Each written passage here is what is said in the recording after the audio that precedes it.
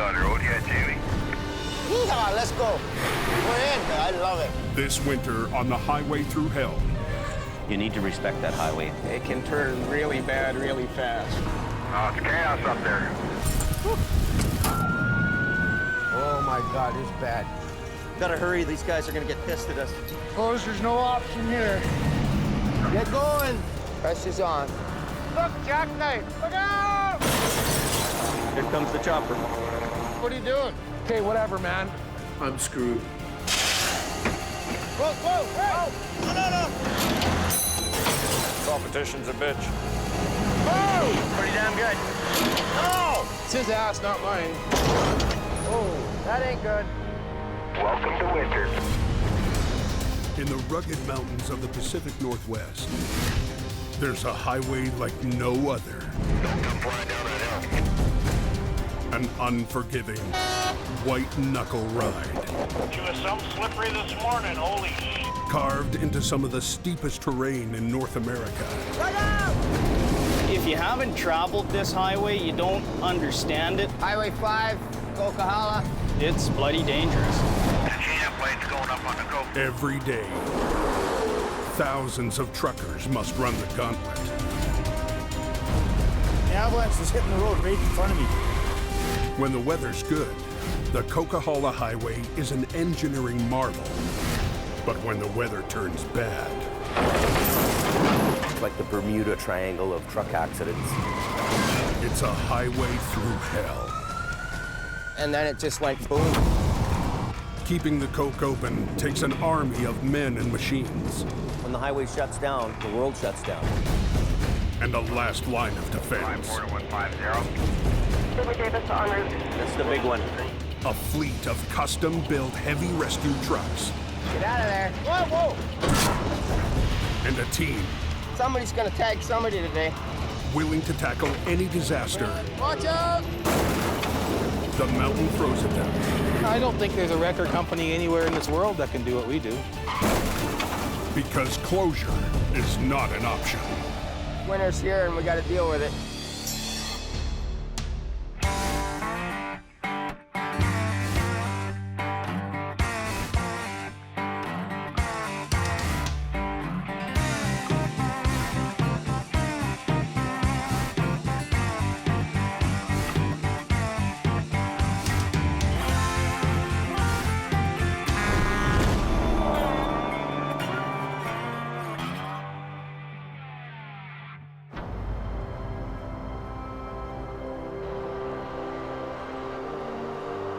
Anybody know what's going on up at the Coke? Fires are calling 20 centimeters. Well, yeah, he's 3/4 of the way up 9 miles. She's changing from wet rain to wet, fluffy snows. It's early November, I've just had some traction issues here. and the first storm of the season is rolling up the Coquihalla Highway. Oh, it's chaos up there. They got 2 snowplows working this master tonight. Half of the people that'll be up here tonight have no clue what they're getting into. Go water 10, go ahead.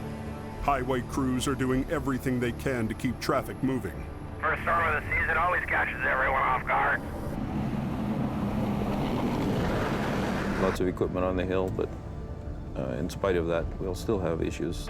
The overhead sign says chain up. Mandatory chain up, Fox Canyon.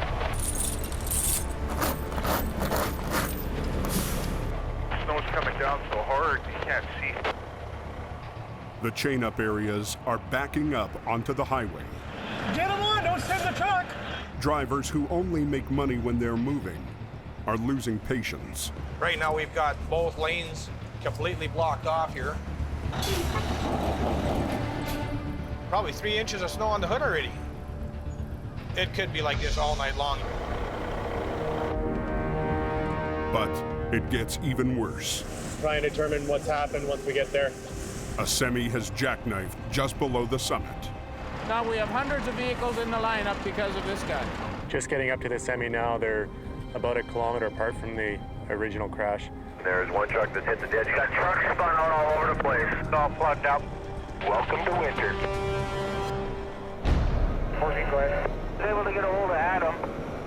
It's the first snow call of the season, and Jamie Davis Heavy Rescue has sent lead driver Adam Gazzola. If there's any kind of a lineup, he'll be down below there. He's well on his way from Hope now. Some guys are spun out on the hill. I guess that snow shed hill's all blocked off, so. After a long, slow summer, he's ready for action. That's the time of year. It's time to work day and night and sleep come summer. The way south from the toll booth. The jackknife has the road ahead completely blocked. No, we're not moving. Highway authorities closed the oncoming lane so Adam can reach the wreck. Closed for a while. The busiest mountain pass in the country is at a dead stop. It's like a parking lot out here. The fate of hundreds of trucks and millions of dollars in cargo is all in the hands of one man. Yeah, there's a mess down here. The road has been closed for 61 minutes when Adam arrives on scene. Adam has gotten ahead of the wreck and is backing down to it. It's so f***ing slippery, I can't even back up here. Despite the pressure, he knows better than to rush on an icy highway. You just don't know the hidden dangers under this snow. Okay, see if you can make a hole for me there. It's pretty slippery, right? So I just want to take it easy because my front end could slide away on me and we'd be buggered. So see what's going on here. There's a lot of traffic here backed up. Yeah, low gear, lots of throttle.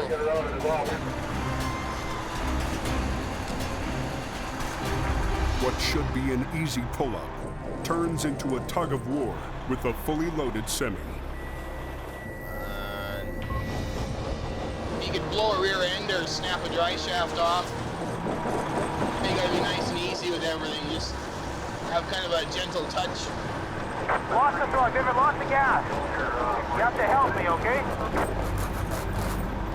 So much ice here, I can't grab any traction. Patience pays off when Adam's chains bite through the ice and snow. Is this highway open yet? Just to advise, the jackknife semi has been straightened out by Jamie Davis Towing and sent on his way. That's what happens when you drive through the Highway Thru Hell.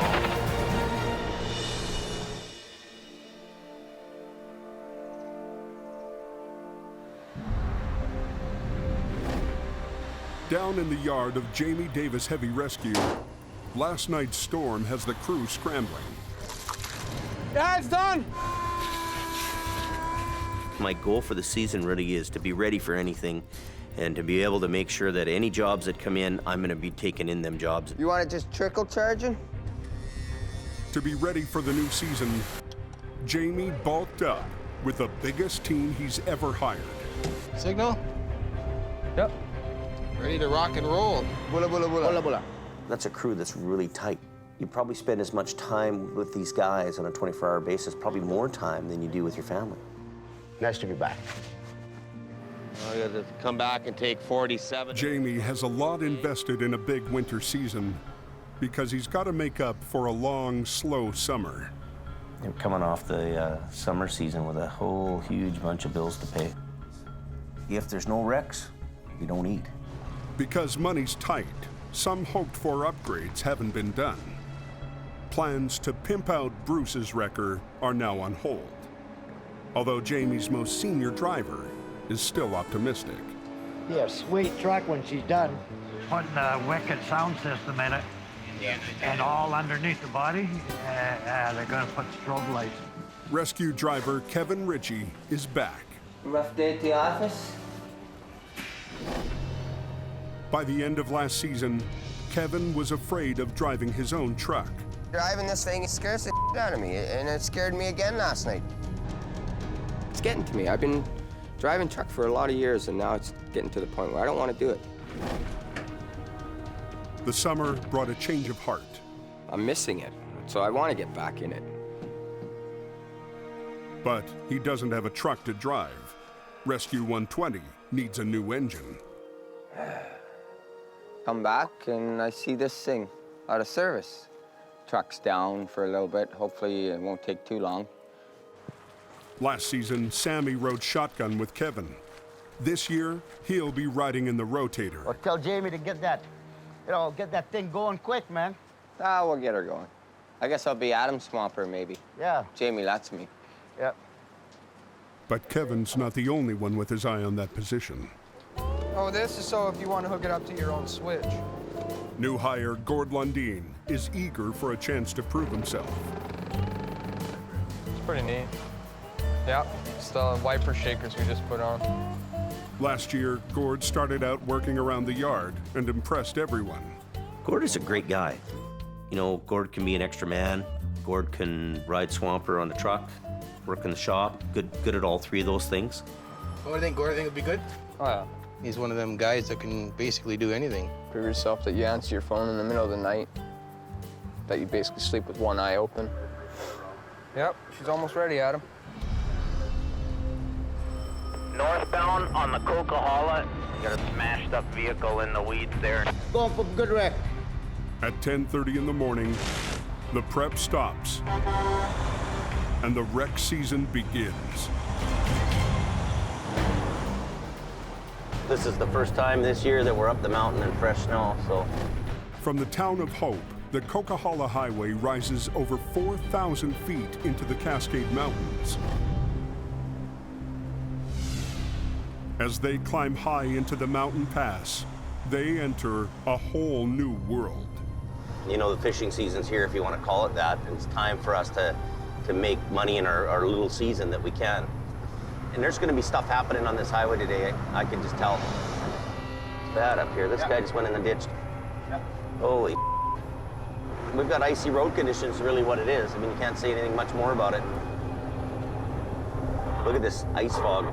It's -1 degrees. So it's too cold to be foggy. Foggy is moisture, but that's ice. Now we got another low bed guy. Low bedder having a problem up here. The ice fog has flash frozen the highway. We can't make it. Wow. The zoo up here today. That's, oh yeah. Well, I'm spinning out a little bit. My locker's in. We're on ice. Yeah, watch out, watch out, watch out. I got it. Oh, he's going sideways. Holy How is that hill driver? Northbound on the Coca-Cola. Got a smashed up vehicle in the weeds there. Jamie Davis is headed up the Coca-Cola Highway, responding to the first big wreck of the winter season. It's all black ice now. Ice fog has turned the Coke into a skating rink. Well, I'm spinning out a little bit. I'm slipping on my ice. Watch out. Oh, he's going sideways. This guy's going sideways into me. Whoa, that was close. Holy. Wow. That was a close. What? That was you know what? I thought we were going to sideswipe him. I know. I saw him good. Yeah. Oh, man.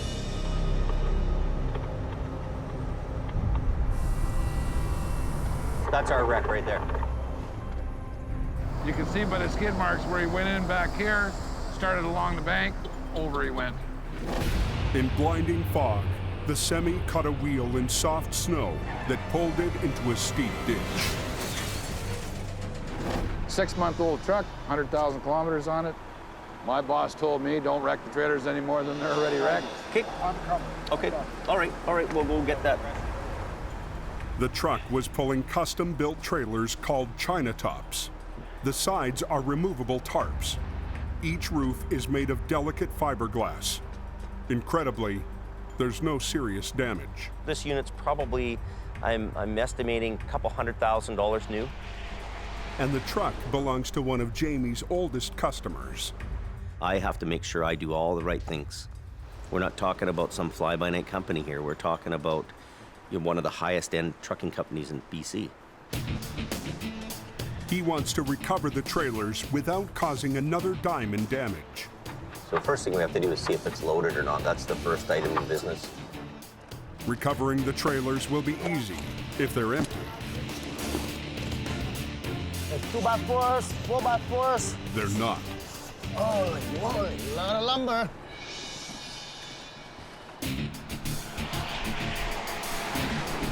The call goes out for more trucks. Are you on the radio there, Jamie? And Adam heads up to help Jamie out. What's it got in it for a load?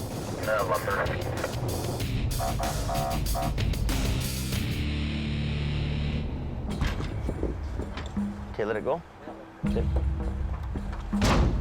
To deal with it.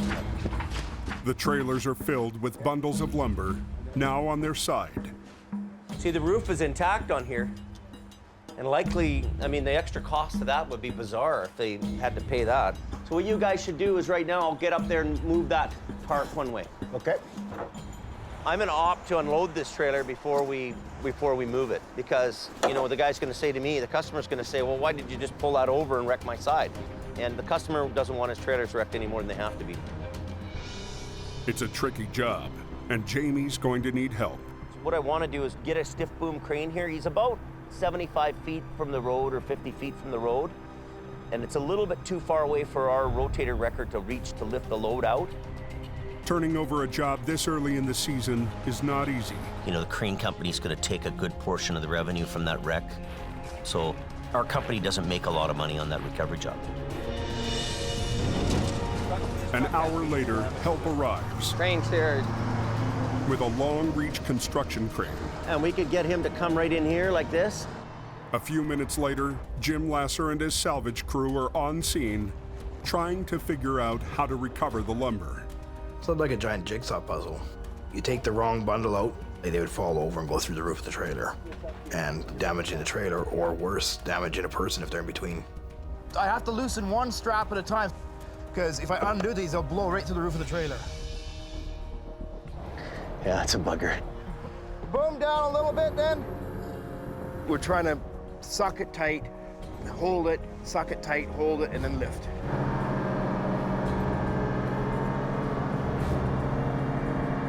It's slow going. Just watch yourself. The bundles keep breaking apart. Don't loosen it. Watch your back. Oh!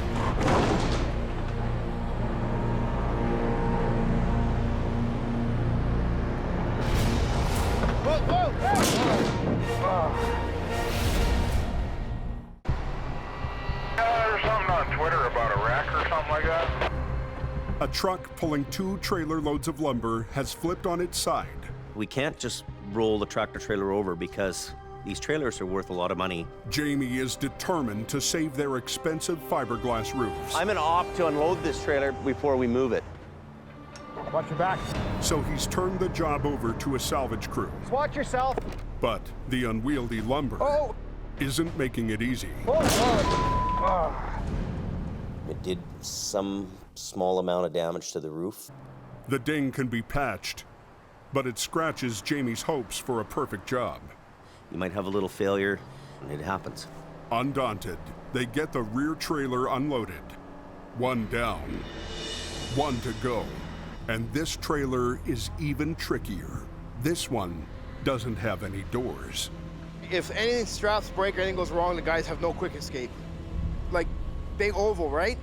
And it will fill the gap between here and the ceiling instantly. So if you're in there when that happens, you're squished dead. Clear there, Steve, coming down.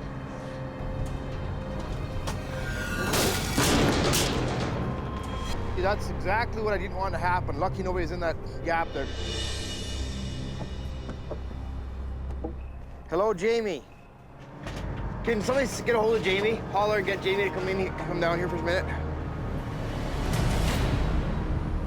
There isn't enough room to try to strap down to pick these out this way. The second we loosen these straps, they all blow apart and go oval. That's why I was wondering, if we put all the straps back on, could we tilt this back up onto its wheels? Jim wants to pull his guys out and flip the whole unit as is. I will sacrifice 100 roofs to save a person. Jamie still wants to save the trailer. So we could set all up for this whole thing and start doing the pulling and all the rest of it, and then have trouble. But at the end of the day, I'm the guy who's going to answer to the customer for whatever goes on.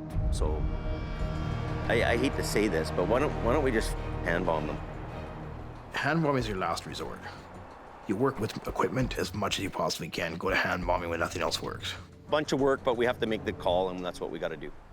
Unloading the trailer by hand could take hours. The customer's really adamant that we get the load out today, no matter what. Let's get another 20 guys here, or 10 guys anyways, and we form a chain down there so we can get this moving then. Is anybody we can call to get more laborers? I'll call Kevin.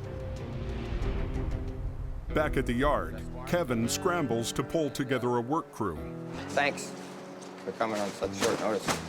Short one guy, he tries recruiting Jamie's stepson, Brandon. I have more traffic in my clear descent. Last season, Brandon worked part-time for Jamie. This is a boring job. It's a cold job. It's depressing out here. Look at this place. But his heart was never really in it. Occupying myself as a tow truck driver for the next 10 years to 20 years? This season is no different. What are you doing? Hanging out. Jamie just called and he wants to know if you can go up there and help them guys. He knows I don't have any work gear yet. Well, you call him and you tell him you can't go. All right. Let me know before these people leave. I will. So you guys ready to go? Just waiting for bags, eh? I got a bunch of guys that are ready, willing, and able to go to work. And when I call them, they race up and help us. And then you got Brandon just, I can't go, I'm too busy, or I gotta go to the gym. To not have his work gear ready. All summer, he should have had it in a corner hanging up. I'm just phoning my mom right now to see if she knows where my stuff is. Hey, do you know where my work boots are and stuff? No, you don't? Okay, can you phone him, because I don't want to tell him. It's Juliet Creek. Past the toll booth about just over 5 minutes. Okay, thanks, guys. Hey, Kev? Yeah. So, my guys are ready to go now. I phoned my mom, and she said, I have no work here right now, and I can promise you this, that I will have my work here on Friday. Okay. So you got 2 days. 2 days. Okay. Brandon, do I count on him? Not these days.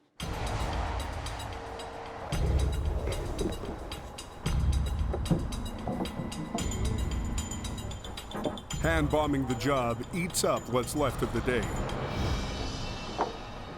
At 4:30, Adam returns to pull the wreck out. They've got only about 3 or 4 bundles left. Okay. So what I'd like to do is if you can run chains and get the drive line out, get your airline on and all that kind of stuff and get ready to go. By the time the trailer's empty and the crane heads home, it's getting dark. We get into some jobs sometimes where we're way off in the boonies and it's so dark, it's dark. But this season, Jamie is prepared for that. We have 6 9,000 watt lights. Now you got guys working, a bunch of people working, you can't play around. The light tower comes in handy for us. But darkness isn't his only problem. What about me? I'm watching for Adam. I know, that's what I'm saying, and this guy's going I'm watching the man. cars. The roads are damp right now and it's starting to freeze up. So we don't want to be on the highway in case the road freezes and somebody panics and hits their brakes and causes an accident. If the road freezes, highway authorities will shut them down for the night. Well, we're just gonna run this deck winch to the back of the trailer and back. Need you to hold them cables up so I can back up. Take the hook with us. Okay. Because the trailers are on their side, they can't be disconnected.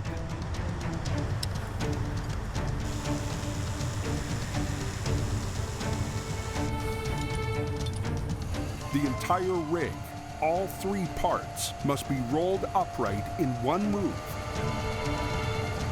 without shattering the china tops.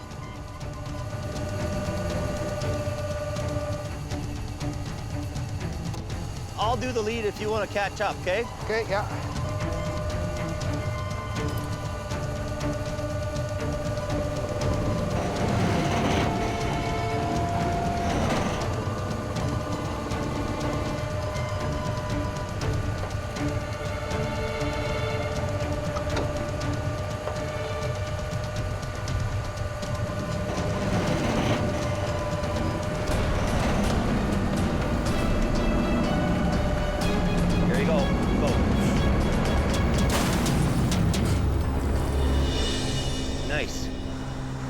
That went really good, eh? Oh, yeah. Yeah, I'm happy with this. Yeah, lucky that it boomed down. Both fiberglass tops survived the flip. But now there's a new hurdle. He's gonna drag it up out. Yeah, he's gonna Use the Bobcat, cut it down a bit, or? Pulling the cab up over the steep embankment could damage the diesel tanks. The truck's low profile, so they don't want their tanks scraped.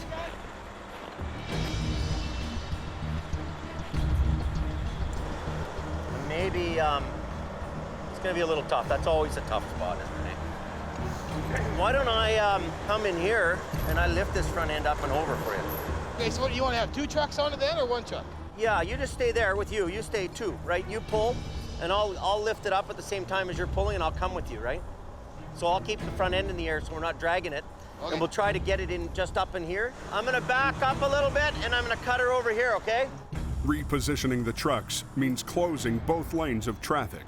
Nobody, I just got all the traffic plugged, so go ahead. Okay, thank you. Now every minute counts. Eager to get the job done quickly, Jamie rigs his lines directly onto Adam's chains. It's not textbook, but it's fast. Jamie hooked to my same chains to lift the truck up so it would clear, and I was gonna pull at the same time.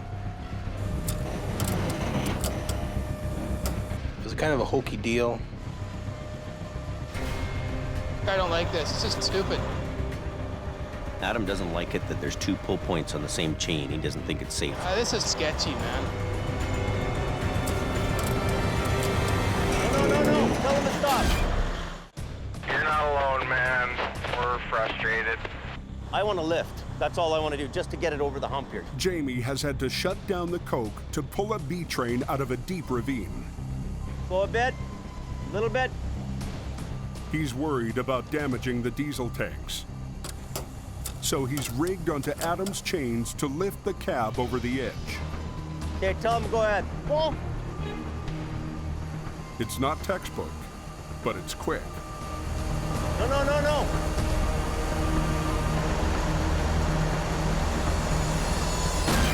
Stop.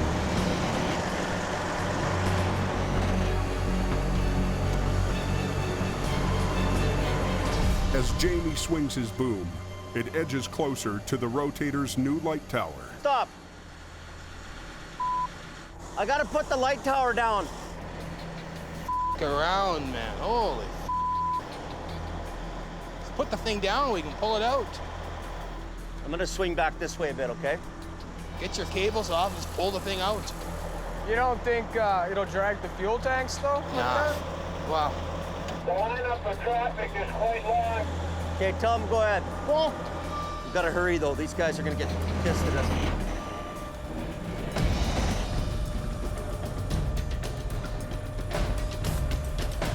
Okay, stop. The diesel tanks clear the edge. So now you gotta unhook me.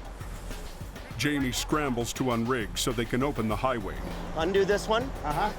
And then I'll undo the other one, and then you're good, eh? But Sammy isn't quite sure what he needs to do. Undo the hook, Sammy. No! Whoa! Stop! I can't see. No. What did I say before I left here? Undo that. Undo the hooks. Leave this on the ground. Okay. Unhook the white one when I do it. Okay, I got you. So me and Jamie have 2 different ways of doing it. I probably wouldn't have done it that way, but it's gonna pull ahead now. We'll get it off the roads, this traffic, and keep coming. Tell them to get traffic going. Okay. Come to the left a bit. Yeah, there you go. The B train is towed away with the top and tanks undamaged. But no one on Jamie's crew is celebrating. Beginning of the snow season and it's already started. We were rusty after a quiet season. Turned into a bit of a show. Right now, we're not totally a team. And when you get out of -30, you need that team to function properly.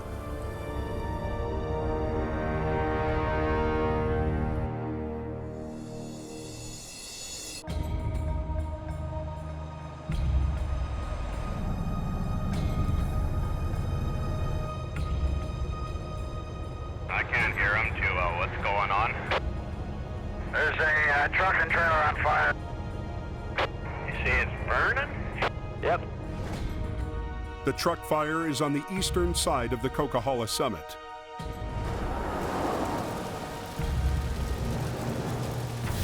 Well, what causes these trucks caught fire going off hill. That's very strange. Probably a fuel line or an oil line or something probably let go, hit the manifold, and up it went. The fire department hasn't responded because up here, there isn't a fire department. Keep your windows rolled up, probably toxic.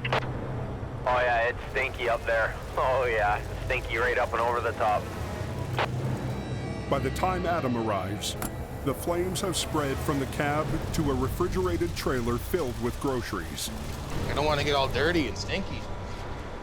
The truck's burnt, the trailer's burnt, so that's $200,000 there without the cargo. Looks like bottles of what?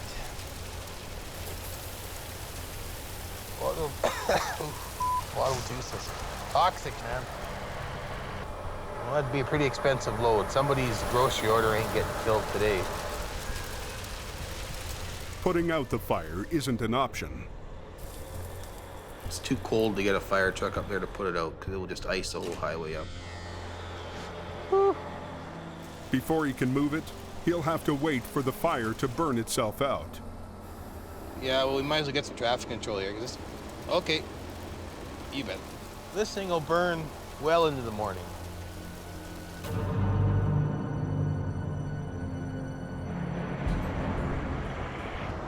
An hour later, rookie Gord is back to babysit the wreck. Adam! We could have been a fireman tonight, Adam. Yeah, that's right. Then you could have cleaned up all the wrecks from all the ice. Tonight, Gord has been paired with new flagger Bob Clark. Okay, this maybe 5 cones back. Their job is to alert oncoming traffic and keep it moving. You're just setting up cones and making sure no one runs into it. Flagger's biggest fear would be people not paying attention, right? Just driving through, falling asleep. You never know, right? The thick smoke isn't helping. The smell is gross. Juice boxes from Japan and some weird meat. Anything like that in the trailer is toxic, right? To be breathing in. As the frigid night drags on, instead of burning itself out, the fire only intensifies. It has gotten heavier and heavier amounts of smoke coming out of the back of her.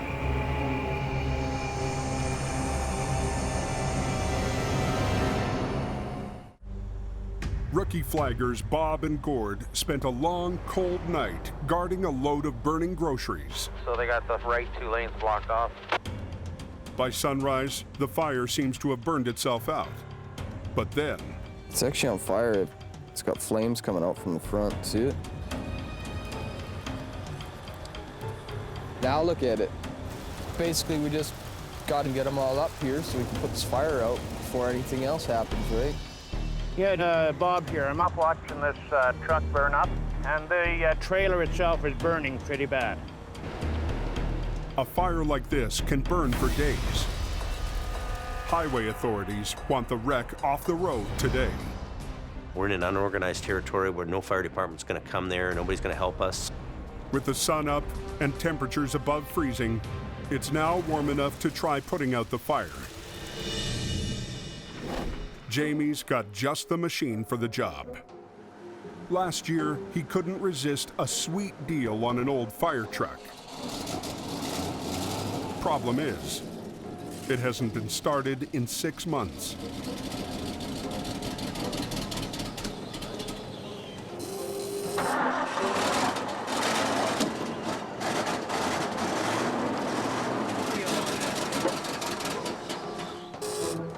She's a cold one.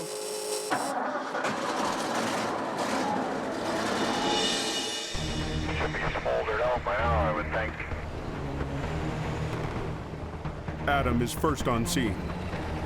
Has the fire truck left yet or no? Oh, it's still burning away here. Bye. Impatient to get things going, he decides to separate what's left of the cab from the trailer. Stinky, stinky stuff.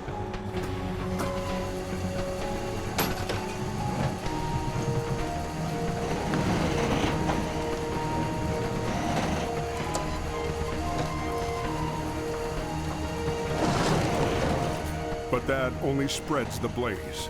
Fire won't go out, Adam.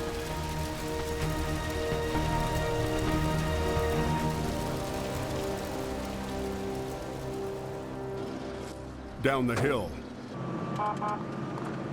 Kevin has managed to get the fire truck moving, but with 7 tons of water in the tank, it's slow going. No sense turning the lights and sirens on because everybody will be passing me anyway. But we'll get there. Up at the fire, Jamie arrives. His rotator came equipped with a respirator and a fire suppression foam system. Can you help me with it? And this is a perfect chance to try it out. I need to turn the bottle on. Can you pour me some more hose?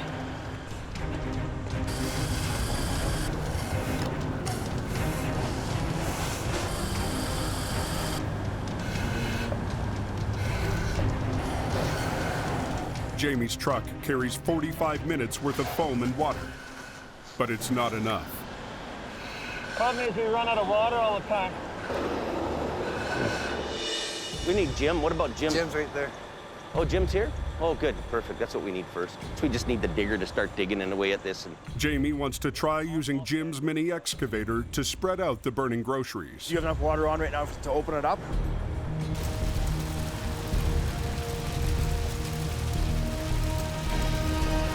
I think we just start digging. Jim dives in and takes a crack at the fire, but it's a bit too close for comfort. So you're getting very, very close to something that's actually on fire. If that splashes back and lands on the lap of the operator, you don't want to burst into flames.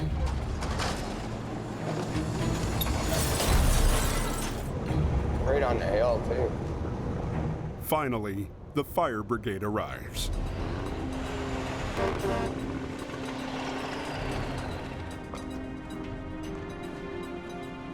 And then as the pieces come out, you kind of wash down whatever comes out.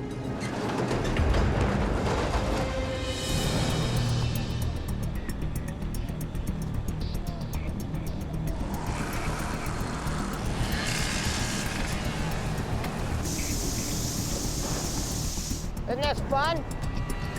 Oh! Right, I'm happy to be here. Get to play out and fun and drive my second best truck. If you can't come out here and have fun, then why be here? Traffic's now squeezed into a single lane. And highway authorities want a deadline for getting this wreck and Jamie's crew off the road. 4 o'clock, end of the day kind of thing. Okay. But the fire is still a long way from out. On a big commercial truck fire, you have to get an excavator, dig through the rubble, and actually extinguish every piece that's in that wreck. That's quite a task. As Jim pulls the wreck apart, he's slowed by a minefield of boiling juice bottles. Is that enough? He's got enough. You done? You know, basically all the little spot fires that are inside the trailer are out. Hardest part about being a firefighter, putting the hose away. Still got by though, right? The left lane's open.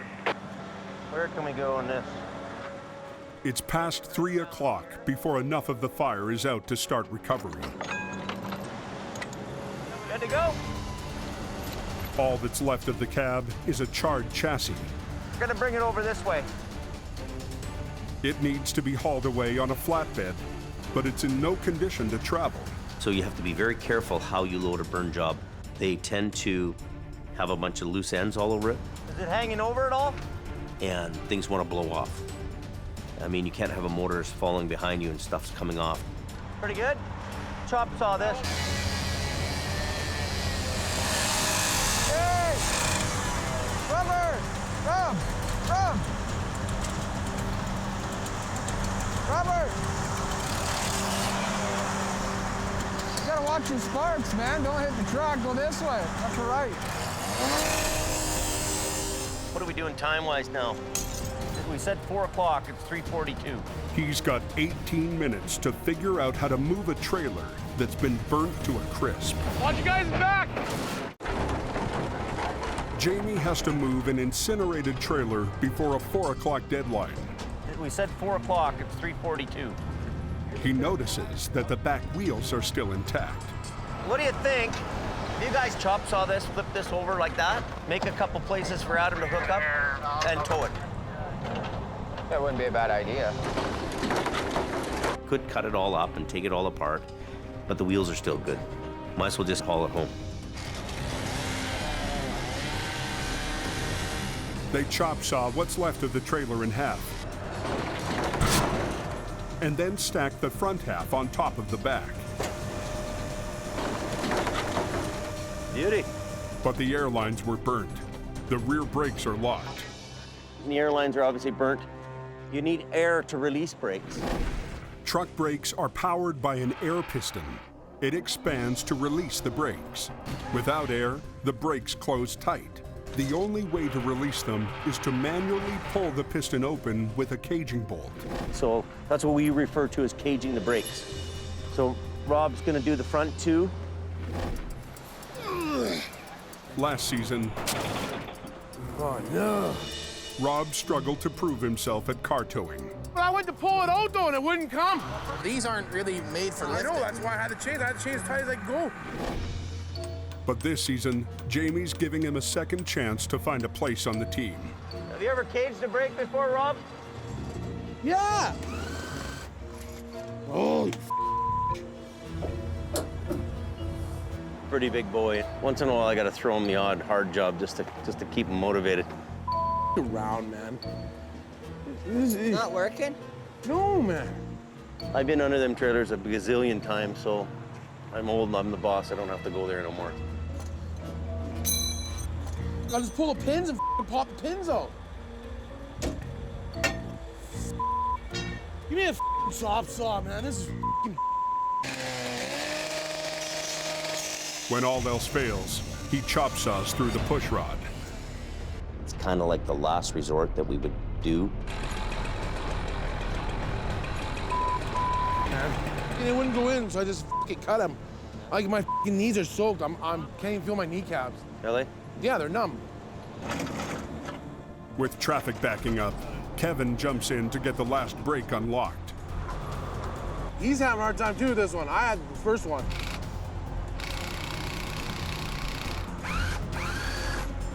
There it is. See the brakes release? It just moved ahead. I'm gonna call Highways and tell them that we're pretty well off the road. I'm gonna pull out of here. 2 seconds here, I'm gonna be gone. An hour past the deadline, the burnt reefer and Jamie's crew are finally off the highway. If you said everything went smooth, you'd be a liar.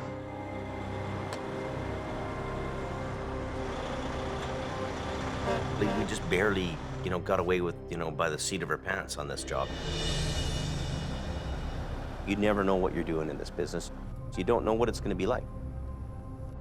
You have no idea of your income. You have no idea what your workload's going to be. You have no idea what the weather's going to bring.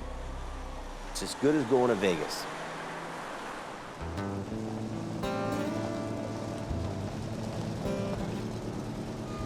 After 2 long days on the highway, the crew heads back to the yard for beer o'clock. Did you get beer? Yep, beer's in the fridge. For you guys, yep. We work hard and we play hard. You can go out and make all the money you want, because as much money as this place will make, it'll suck up.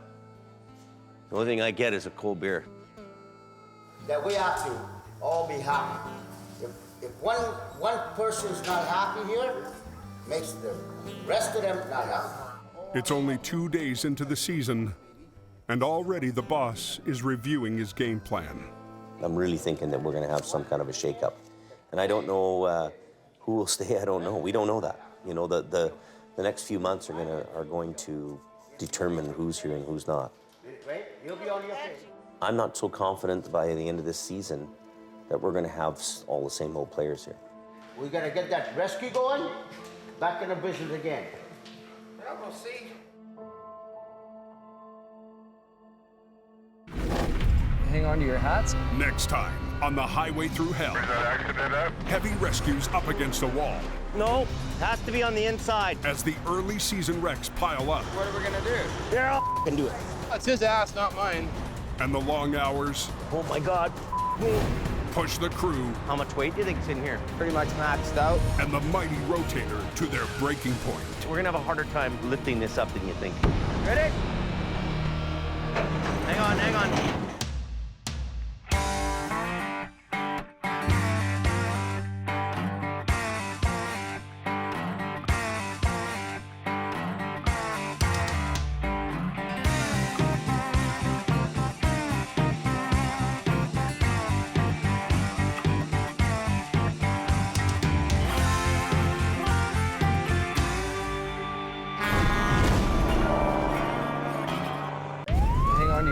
This time, on the Highway Thru Hell. Where's that accident at? Heavy rescues up against the wall. No, has to be on the inside. As the early season wrecks pile up. What are we gonna do? Yeah, I'll do it. It's his ass, not mine. And the long hours. Oh my God. Push the crew. How much weight do you think's in here? Pretty much maxed out. And the mighty rotator to their breaking point. We're gonna have a harder time lifting this up than you think. Ready? Hang on, hang on. In the rugged mountains of the Pacific Northwest, there's a highway like no other. The Coquihalla is an engineering marvel. But when the weather turns bad... Look out! It's like the Bermuda Triangle of truck accidents. Keeping the coke open takes an army. When the highway shuts down, the world shuts down. And a last line of defense. Jamie Davis en route. A heavy rescue team ready to tackle any disaster. Because here, closure is not an option.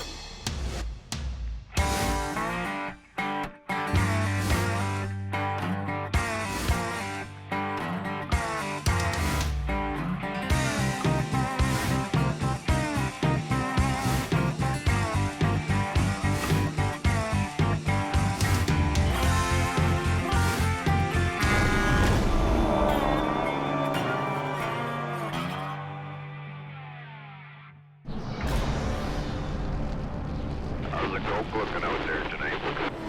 Whew. Wind's blowing so hard. She's stored really good on the hill. Compact, snow, ice. Yeah, it gets pretty nasty up there. When they get snowing up there, bad things happen. It's still early season on the Cove. We're just going to head up a little bit further up the road here. Despite the bad road conditions, some drivers can't resist putting the pedal to the metal. Look at this guy. He's going way too fast for the road conditions. That's how accidents happen. I give you a ticket for $167. Go ahead. Police have launched a crackdown on speeders. Here we have a vehicle. He was doing 95 kilometers an hour. 22's 1011 BC marker. These road conditions, you should not be driving that fast. There's an accident up there. And almost on cue, at 8 p.m., the mountain claims its first vehicle. Hang on to your hats. So right now we're just traveling to a single vehicle crash that's occurred about 3 kilometers south of the snow shed. We got a snow layer on top, which is really treacherous. Right in Avalanche Alley. Half the highway is blocked by this freshly flipped SUV. His tire is missing. The occupants were unhurt and kicked their way out before help arrived. I believe they must have undid their seatbelts and again come out the front windshield. As we can see, it's popped open. Don't drive the Coquihalla. Just don't drive it when it's like this.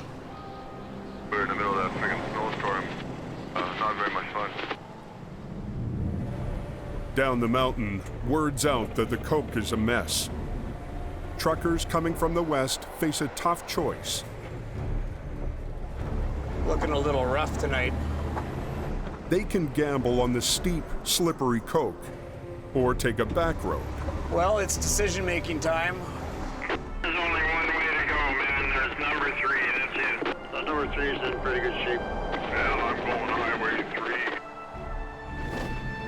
Highway 3 is an older 2-lane that snakes through the mountains to the south. The 3 seems like a safe bet, at least this stretch. But an hour and a half east of Hope, Nasty little climb. There's a jackknife. traffic has just ground to a dead stop. Apparently they've ordered a tow truck or something. Jamie Davis's lead driver, Adam Gazzola, is on his way to reopen the road. Adam, you have a safe one. Yeah, you bet. Have a good day. Yeah, so what are we gonna do with the highway closed? I guess you have no idea how long it's going to be closed, eh? On what time the tow truck gets their drivers, that's when it'll be open. Takes you an hour and 25 minutes just to get up here in good weather. The roads are pretty so I was going to take my time here and make sure we get there safe. Oh, I just lost a wiper, man, I tell ya. The delay doesn't go unnoticed. How long ago did Jamie Davis go by? Not a soul in sight. For Adam, this is turning into one of those nights. Everything just kind of comes crashing down at once. Trucks breaking down, you're tired, and people screaming at you because you're taking too long. It's like, what else can go wrong, you know? With Jamie spending more time in the office, Adam has had to take on more wrecks. Well, there's not really anybody else here to do the work. So I just keep putting this business first in line. Over on the Coke, Ken Monkhouse is patrolling for cars in trouble. I did 5 tows on Friday. You can make a good living doing car towing. You just have to do it properly. Ken started working for Jamie last season when he traded big city towing for life in the mountains. It's not like you're going to work and you're making 20 bucks an hour. You're getting paid commission, so gamble didn't pay off. If this was a lottery ticket, we'd be throwing it in the garbage right now. Icy. After a rough start last winter, he's feeling confident that he finally has the Coke figured out. I'm hoping to do about 40 grand this winter. And I'm just gonna go out and do whatever it takes to win it. Back on Highway 3, Adam arrives at his wreck. You're back at it again, eh? To get into position, he needs to turn around on the narrow highway. Wrecker's backing down to him now. I'll be a couple minutes. And 50 of us stuck there because the roads were all closed. I think the Earth has done 2 revolutions since we've been sitting here. How about thanks for showing up, eh? Adam, you having fun yet? The tow truck is up there. Adam gets his wrecker in position and wastes no time rigging up and starting the pull. Just sitting here waiting for this road to open. Just keep her in low gear. Just help me out lots. I'll see if I can just drag you up, okay? Is this highway open yet?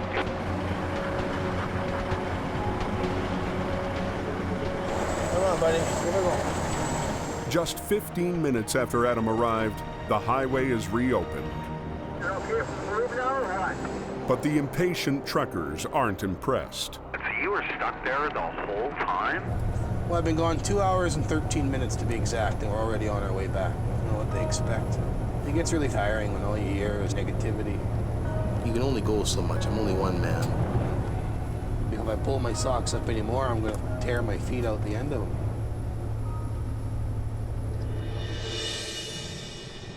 Back on the Coke, Ken responds to a call to rescue a 4x4 that's stuck in a snowbank. Yeah, no, he's got it. A rival tow company has beat him to it. But the young driver seems unsure what to do next. Hey, buddy! I'm a little outgunned here. Hey? I'm a little outgunned on this one. Yeah? Yeah, you want to pull them out the way you went in? Try and stay as close to it as you can. Yeah. And then we can go from there. I'll give you a hand, I don't mind. The 4x4 is jammed into the wet snow. A single winch line isn't enough.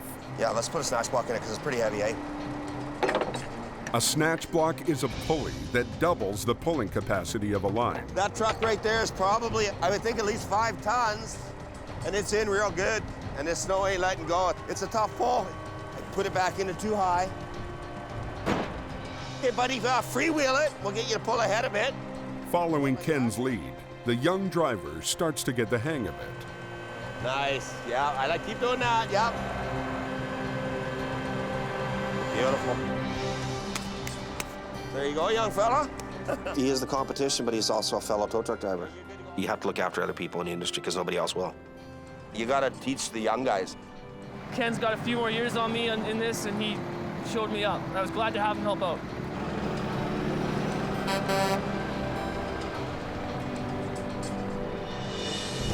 Meanwhile, on Highway 1 west of Hope, Jamie is called out for a semi that's found itself in a tight spot. There's a tractor trailer B-train unit with chips that's gone kind of off-road right, hit a rock face, and ripped the back doors open. The rear trailer, called a pup, is stuck in a drainage ditch.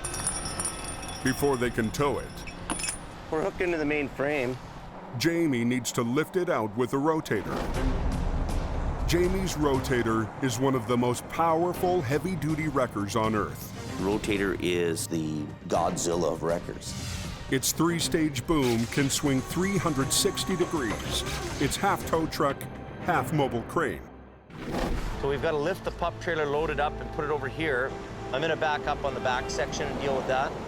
Yeah, we just need to have a closure in this lane. I'm all hooked up, ready to go. I gotta get out in the lane here a little bit to lift, right? So yeah, we're just waiting for Bob. Just up the highway, Jamie's new flagger, Bob, was sent to drop flares and shut down the lane. You've been gone a long time. Think Bob's okay? Kevin decides to find out what's taking so long. Drop it on the ground. Put it on the ground? Oh, yeah. Okay, let's hold them. No, don't hold them. Drop them on the ground. Do you have a chain and cinch, Adam? Before the trailer goes anywhere, Jamie wants the back door secured. Just a 3/8 and a cinch. I'll get the boom over there, but we're gonna have to do that. Where are you gonna get the cinch on her, though? The crash snapped the lock and popped the door open. I just want to keep it so it doesn't flap open, that's all. Nowhere to load it here, like. But there's no place to attach a strap. Jamie lifts the back end of the trailer away from the cliff so they can reach the far side. Can we do something with that now, do you think? I don't know what you're really gonna... Well, no, I don't want to try to shut it. I just don't want it to pop open anymore. Keep sliding, what am I gonna do with it? I'll hold it, but... We could use a bungee cord, maybe. No, it has to be on the inside. Like, we're wasting our time. He was just focused on getting that door secure while the door wasn't going anywhere. We could have had it off the road by now. After 10 minutes of trying, the door is still open. What are we gonna do? But Jamie won't give up. Obviously, there's got to be something we can do here, you know? Get up top and run it from up there. I can't get up there. Let's just spend another 10 minutes and do it right. I don't do heights. But I will. I'll go up top, so you don't have to worry about it. I was getting frustrated with this thing, like, how can we have 3 guys here and we can't strap a back door? But on a dangerous highway, a little frustration It's his ass, not mine. can lead to big trouble. Oh my God. I'll go up top. Frustrated that his guys can't secure a jammed door, We're wasting our time. Jamie takes matters into his own hands. Give me this end.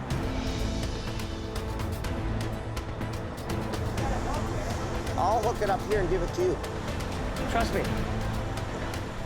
I get it tied up to the top end so we can wrap across the door. Maybe go through that, down into the frame. Kevin's on the bottom end, and he's trying to get it hooked up, but he can't find a place. Now I'm even getting more frustrated. There, I can do it.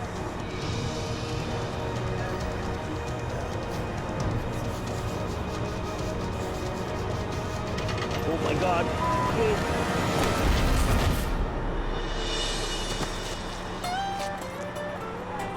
I probably shouldn't have jumped down that wire rope so quick, you know, but I was mad. Luckily, he didn't smash his head open or something like that. I need him every 2 weeks to sign my paycheck, so I don't need him to be in the hospital with a coma or something. Finally, Jamie gets the door secured. Are we just taking it to the exit? That's it. Adam tows the semi off the busy highway to a nearby pullout. The door holds, for the most part. But then Jamie discovers he's got a bigger problem than a few spilled wood chips. I'm checking the side of the trailer here, and it's broken up pretty good. The problem we have right now is that the lead trailer has a big gash down the side of it, and its main frame is broken. It's all cracked up in here, all the way along the frame. Big, huge rocks that have come off and into there. This is the front trailer's axle. It's broken here. If we take it down the road, we risk the trailer actually breaking in half because of the weight. That's not going anywhere until it's unloaded. At just after 3 a.m., they tow away the tractor, leaving the trailer full of wood chips for tomorrow.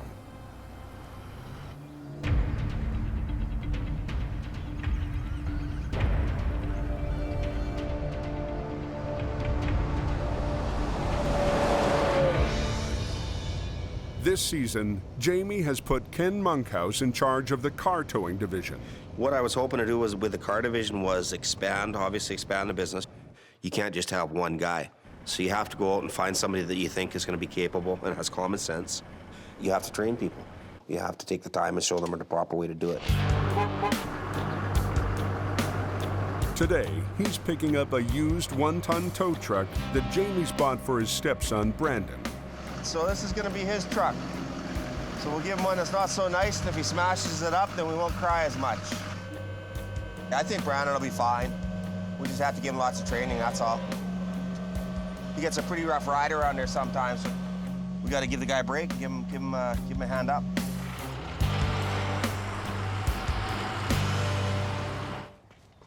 But 17-year-old Brandon has other priorities. I'm just trying to graduate right now.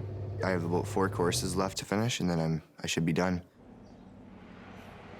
He's been homeschooling for the last year of high school, and he's almost done. School's important to me because it's, it's gonna get me places in life. But the yard isn't the easiest place to study. Well, I go to my grandparents each day, either to study or, finish up a couple assignments I have left. I have other things to focus on right now. Dealing with school might be a little hard to get as much work in as last winter. Overheating problem. I think it's that sensor. Getting really bad. Back at the yard, Jamie's bouncing between fixing trucks, paying bills, and doing paperwork. This is the worst job in this whole place, is this paperwork. As a company grows, my job is shifting. What's taken hold here is there's kind of this administrative job that I'm having to do. So I'm sitting at a desk, I'm on the phone all day, I'm writing paperwork all day long. If you want to bill me hourly for doing something, you should say to me, hey, James, I'm going to do these invoices for you. You're trying to deal with management issues and writing people memos and keeping accountability for everything and everybody. That's like a ton of bricks coming down on you every day. Just put them on Park 1. I'm working too much, I'm doing too much. I don't even know about what's going on the Coke right now. I'm not even really paying attention to it.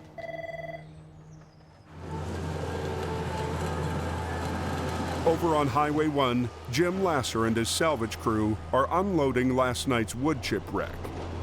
This trailer's ready to be moved, but it can't be moved with a tractor. It has to move with a tow truck. The far corner hit the rock face and it's bent down too far. Jamie has sent Adam to pick up the trailer. But when he arrives, nobody is quite sure what the plan is. You think it'll tow to Kamloops like it is? I didn't think it was going to go to Kamloops. Yeah, Jimmy said to me they want to take the cargo to Kamloops and dump it up there and bring it back and take it for repairs. Yeah, I don't know what the hell to say. Who's running the show today? I don't know. Pulling Jamie up. $48,000 basically out of our bank account. And when you have those kind of bills and those kind of costs, Jamie Davis Towing. Just wanted to confirm what the plan is on the pup trailer. I haven't heard anything. When you get called out, you should be able to go there and do the job and have everything that you need to do the job. It doesn't make us look very professional. For now, Adam decides to tow it back to the yard. You roll it ahead, we'll clean the chips off it. Okay, I'll pull it ahead here. But he's barely moving before there's another holdup. One wheel still locked. The brakes on the lead trailer still haven't been unlocked. Go down the road to that, DOT will pull me over. Is this tire been here yet? Nope. A local tire company was supposed to come and unlock the brakes earlier this morning. Has anybody even called that we know of? No idea. This whole job's been a bit of a cluster since we started, an hour late. What does Jamie want me to do? A waste of time. I'm taking off out of here. I think I'll just leave the thing here till tomorrow.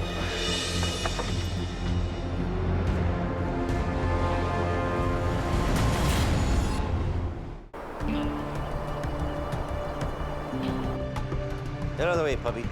At the yard, Jamie shifts his focus to yet another project, getting Brandon's new tow truck ready for the road.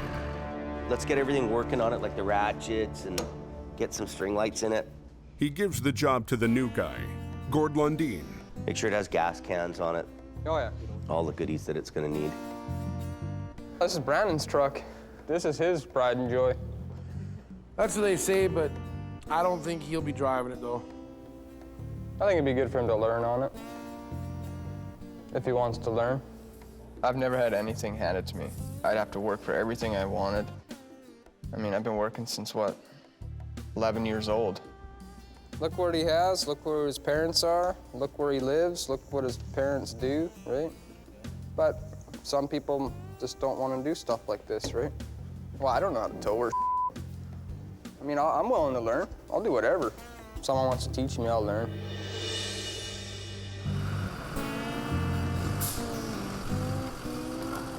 But today's tow lesson goes to stepson Brandon. Ken's talked to me about learning how to do the towing business.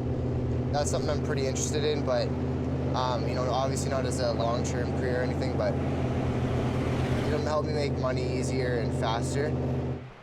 What I'm trying to do with Brandon is teach him how to be a tow truck driver.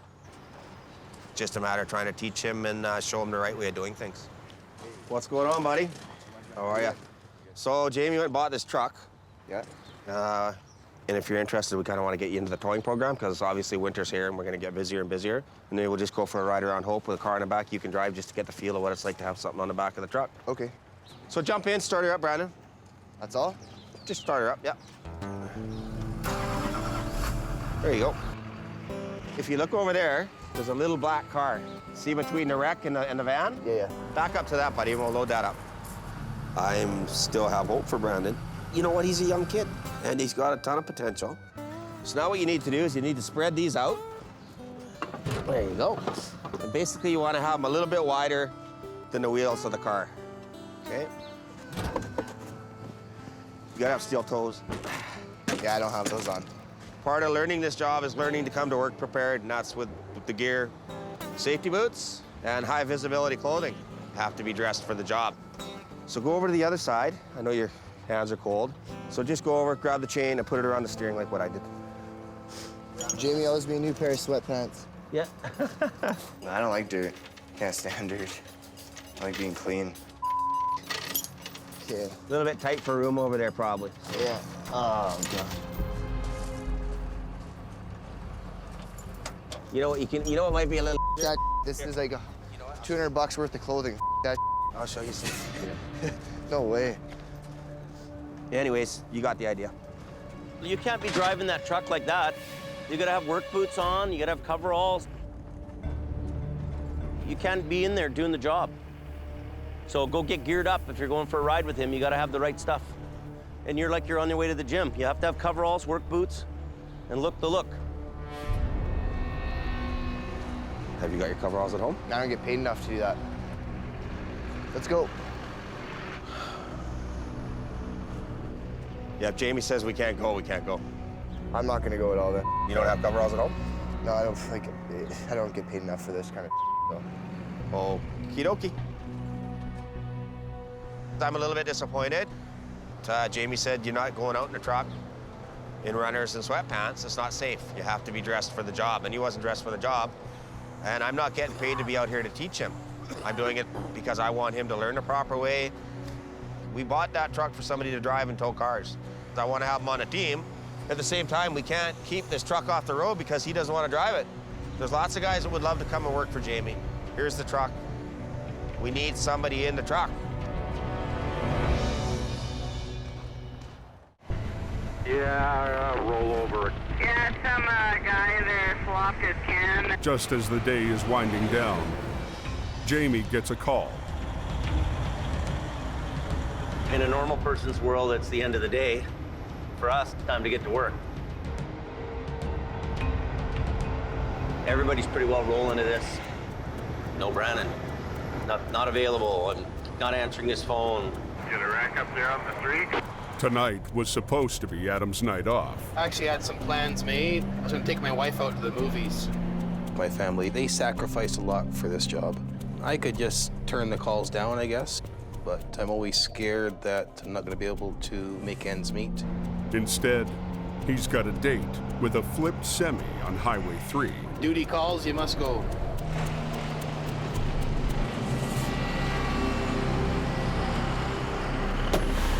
Truck's buggered. See if we can get it over. The semi was going too fast when it hit a sharp corner and flipped.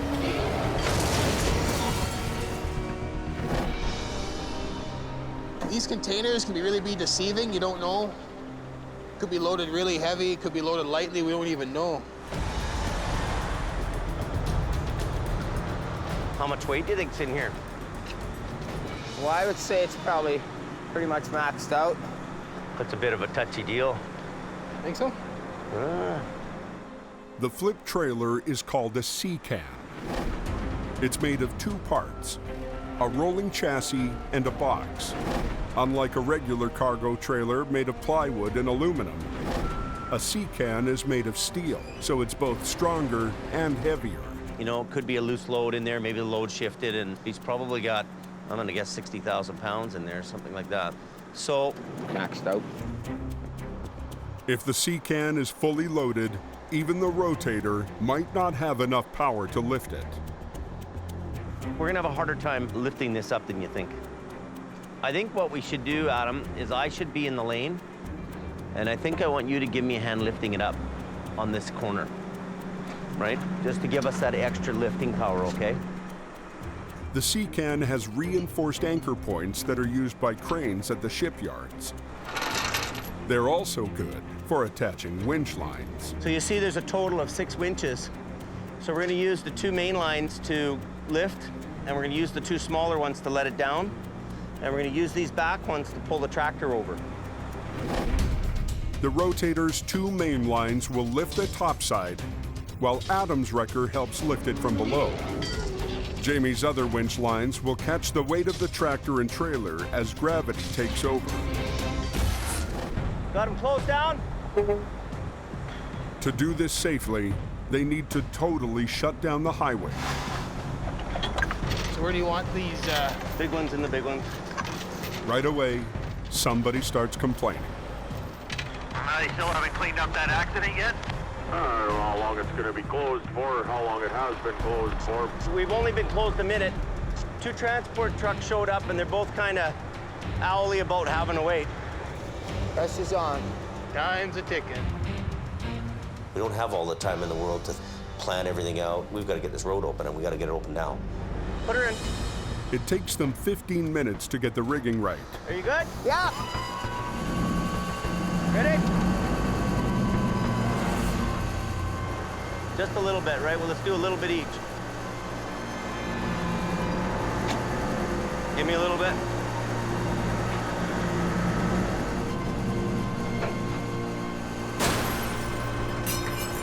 Hang on. But less than halfway through the lift, Jamie spots a problem. The C-can is top-heavy. There's a real issue here. And Jamie is worried he's about to lose control of the load. We're pushing the envelope here. It's a big risk working with a load that has a high center of gravity. Once the roll starts, it can be nearly impossible to stop it. Once you've got that big weight up there in the air, there's no going back. Hang on. The highway's backed up, and anxious truck drivers are waiting for Jamie. We've got to get this road open, and we got to get it open now. To lift the heaviest load he's faced so far this season.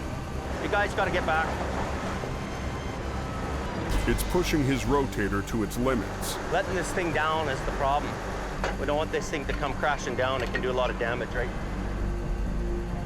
He's worried that he'll lose control of the top-heavy C-can.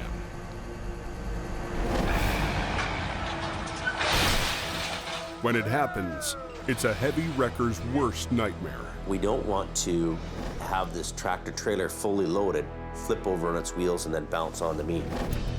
Despite 2 wreckers and 8 winch lines, it's not enough to hold the weight back once momentum takes over. You actually have to get off, because it'll take you sideways, right? So undo yours.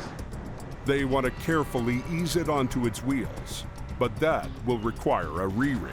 You know, to be nice, keep that chain on and go down low. You control it. Put your boom in and down, 2 lines. Instead of pulling up, Adam rigs his cables down low, ready to hold back tons of momentum.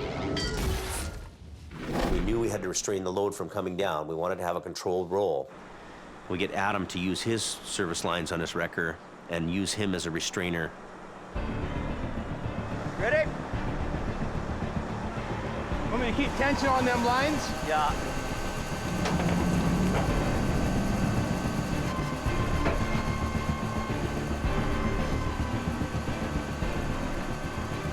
Adam, you should be on the other side. I won't be able to see you then. Yeah, I don't care. I'd rather you just not get hurt.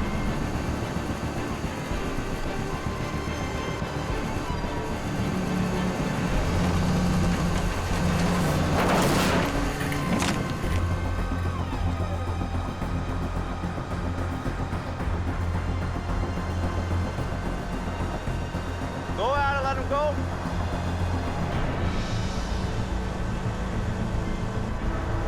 Let it go a bit. I'm loose, I'm loose. Adam eases out his service lines, hoping he can set the trailer down gently. So, okay, I'm gonna suck her down. Let her go, Adam. I'm a little worried about my back leg where that thing's gonna land down there, but I guess I gotta try to get it in between.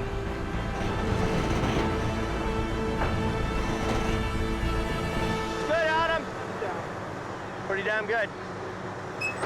Whew. You okay? That was nerve-wracking, eh?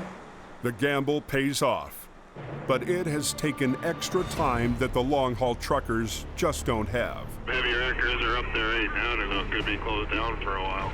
Now we've got to get it off the road as quick as we can because we've got traffic backed up. Can you get up top and unhook? The heavy rescue crew scrambles to get the web of winch lines unhooked. I can't get up there, Jamie. Yes, you can. I don't do heights, that's my problem. For the second time this week, Jamie has to play acrobat. Drop it. You're not gonna catch him.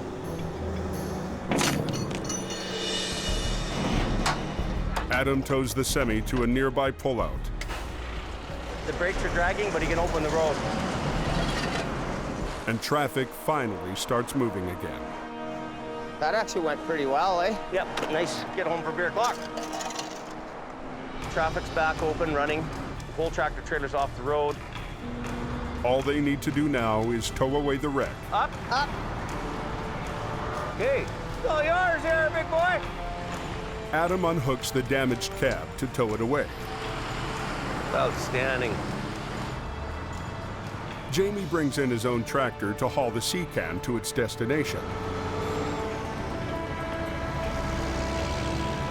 But they don't get very far. The container shifted over. Look at that. It's rubbing right on there and it's smoking. And here too. I just put 8 brand new tires in this truck yesterday. More cost, more expense. I haven't even paid for those tires yet. Well, should have done a walk around. When the heavy sea can flipped, the trailer frame underneath twisted and is now bent. We thought we could get away with just getting it back to the mill because he wasn't far away from the mill. But now it's got to be unloaded here. Watch yourself. Any hope for getting home for beer o'clock is now gone. What we're gonna have to do is come back, lift the container off, put it on a low bed. Jamie must now spend the night planning for one of the most difficult and dangerous procedures in towing, a deadlift. That's a huge, huge lift. The exhausted crew heads home, knowing that as tough as tonight's recovery was, tomorrow's will be even worse. Well, I might take tomorrow off. I got to see what the weather will be like, and if there's no snow in the forecast, I'm gonna take off and do something. Go see my movie, yeah, maybe. As usual, I probably won't. I'd rather make money, I guess.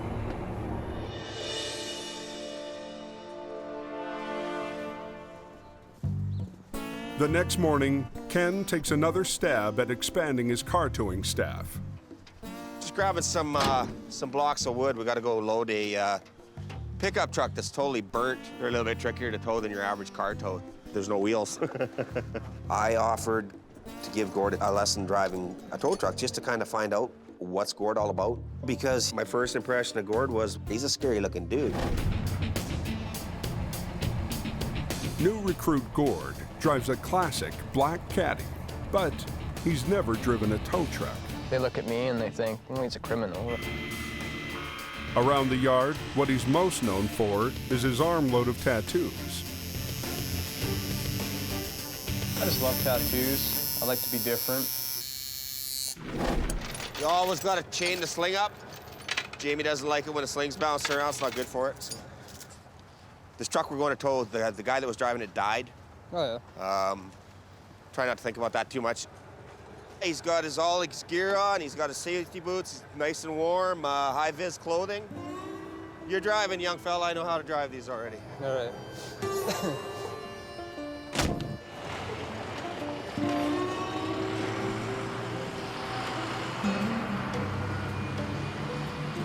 Gord's a quiet guy. He doesn't emote much. He doesn't have a lot to say. Gord doesn't need to say anything because I'm teaching him. He's not teaching me. Stop. Go ahead about 1 foot. Right there. Normally, you start them out easy. I took Gord on a job where somebody had died in a vehicle. It had set on fire. It had no wheels, and it was at the police detachment. So no pressure there. This is called doing a chain lift. It saves your sling belts. If you got jagged metal or whatever, it's all sharp. It doesn't cut these belts. Okay. Lift it right up, though, because now we're going to have to block it up to get the dollies under it. About there? That'll work. Did they just lock in there or just sit in there? They sit in there, and then when we lift it up on the bars, the weight of the vehicle holds them down. Lift it up quite a bit more. I'll tell you when to stop. Stop. Now. If you want to pull ahead, and then I'll close the gate. Yep. It's looking good.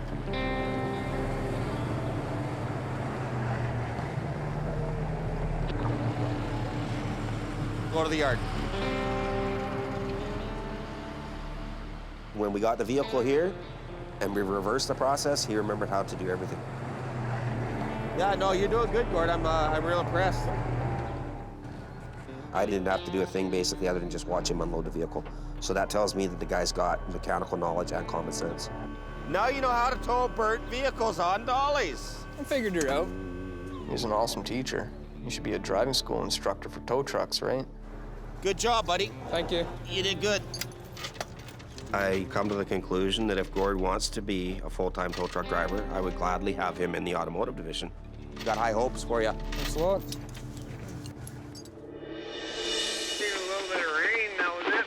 On Highway 3, Jamie and his crew are heading out to finish a complex job they started yesterday. This is a real heavy lift. Jamie spent the night figuring out how to move the fully loaded C-Can. When you're lifting big weight like this, you gotta kind of have your head on straight, and you better make sure that everything you're doing is right on the money. The trucking company is eager to get this cargo delivered today. Unloading it will take too long. We're gonna have to pick the container off the chassis and put it on a low bed. Jamie has decided to do a deadlift. What can go wrong? Anything can go wrong. If I destroy the truck and it's my fault, it becomes my nickel. You don't want to have anybody hurt. We don't want to have any issues. I don't want my wrecker to be destructed. Jamie estimates that the C-Can weighs well over 36 tons. In a perfect world, with its crane arm completely retracted, the rotator can lift twice that much. When you're lifting that kind of weight, you want that boom to be in as tight as it can be. You don't want it sticking way out. Okay. But because the C-Can is so large, Jamie needs to extend the boom, and that cuts the lifting capacity of his rotator. We're estimating we're gonna be 6 to 10 feet out from the truck. He has to make sure he gets the math perfect. When you're gonna do a really heavy lift like this, we gotta make sure we're right within all the charts and the safe working load limits of everything. This crane has to be at 30 degrees in order to reach its maximum performance. There's an angle indicator up there. It's telling me I'm at 40 degrees right now. So we're gonna get her back down to 30 degrees. If we were dealing with a little bit less weight, might not be so critical, but when we're doing a max lift like this, we gotta make sure. If you have any weak link in this chain or any component that doesn't meet capacity, that's gonna be the failure. And the failure is gonna kill somebody. Every link matters. Even the chains. So we're talking about grade 100, and our working load limit is 26,000 pounds. So 26 and 26 is 52. It's not enough. That's 20,000 pounds short. What do we have for other chains on here? You got big ones up there. We've got some big 5/8 chain, and we'll use that instead. To complicate the job even more, one side of the trailer was crushed in the accident. The shifted load could throw the entire lift off balance. A lot of weight here, so we want this side to pick up first. This one you're gonna wanna tighten up a little more. Okay, we good there? We're gonna have to test that when we go up. Take that chain. We're gonna make sure that this side's a little tighter and this side's a little looser. This one here, we'll tighten this one up.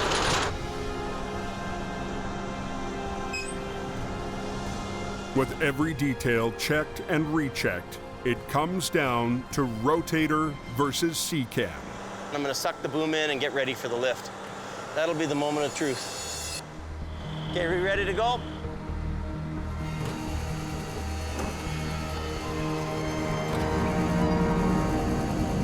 Careful. Lots of weight in this end. Uh-oh. It's pins and needles for me. Confident he's got his math right, Jamie goes for broke. And you're starting to sweat. He can't let go until the damaged chassis is hooked to a truck cab and then disconnected from the C-cab. Tell him to hold it. Every time you lift something really heavy, suspended in the air with people around, it can be dangerous.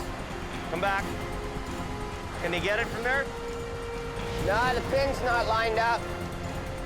Tell him to do it again. Pull out. Whoa, whoa, whoa, whoa, whoa, whoa, whoa.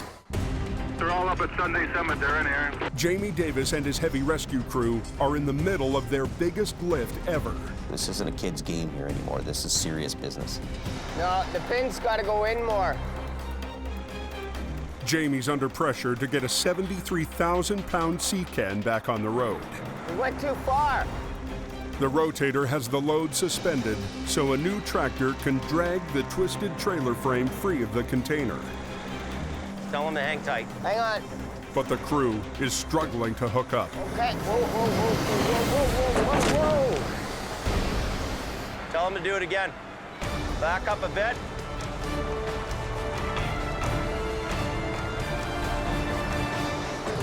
Okay, you're good, buddy.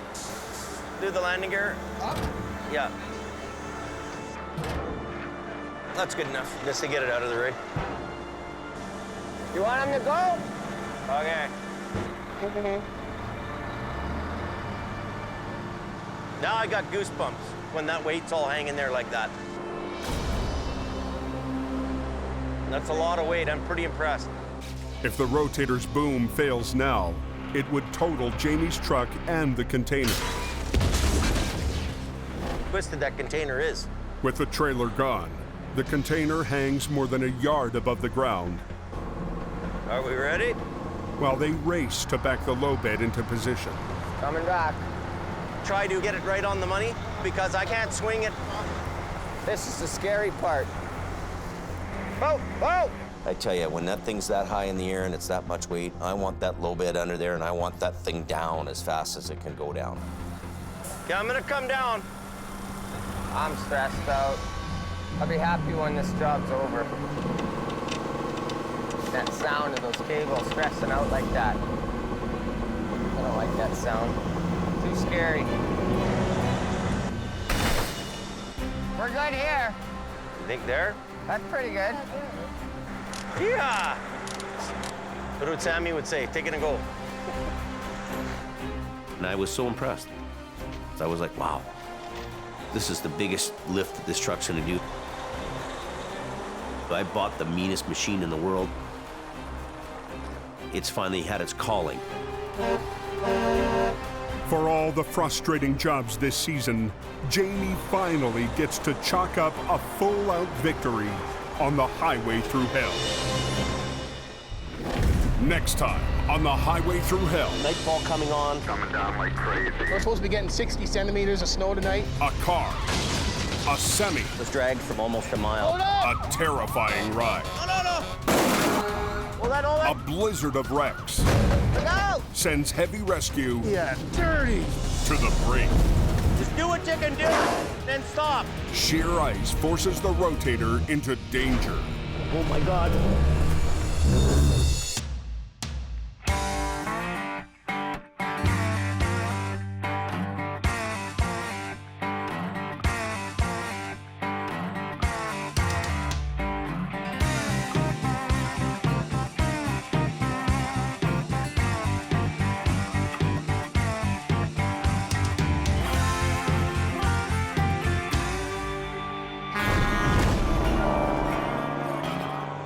This time on the Highway Thru Hell. Nightfall coming on. Coming down like crazy. We're supposed to be getting 60 centimeters of snow tonight. A car, a semi. Was dragged from almost a mile. Hold up! A terrifying ride. Hold that. A blizzard of wrecks.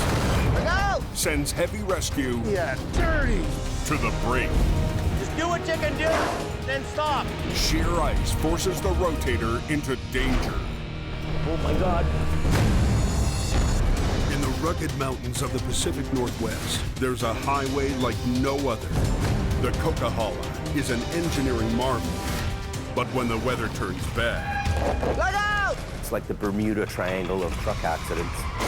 keeping the coke open takes an army. When the highway shuts down, the world shuts down. And a last line of defense. David Davis en route. A heavy rescue team ready to tackle any disaster. Because here, closure is not an option.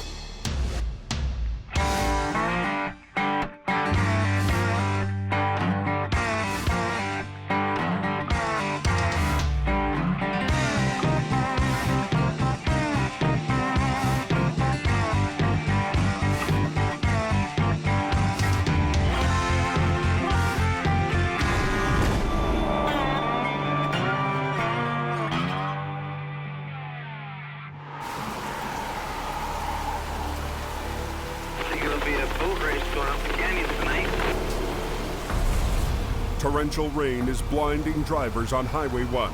Canyon's wet and dark. Holy crap, they got a rainfall warning right from Hope. Heavy rain all the way through to Lytton.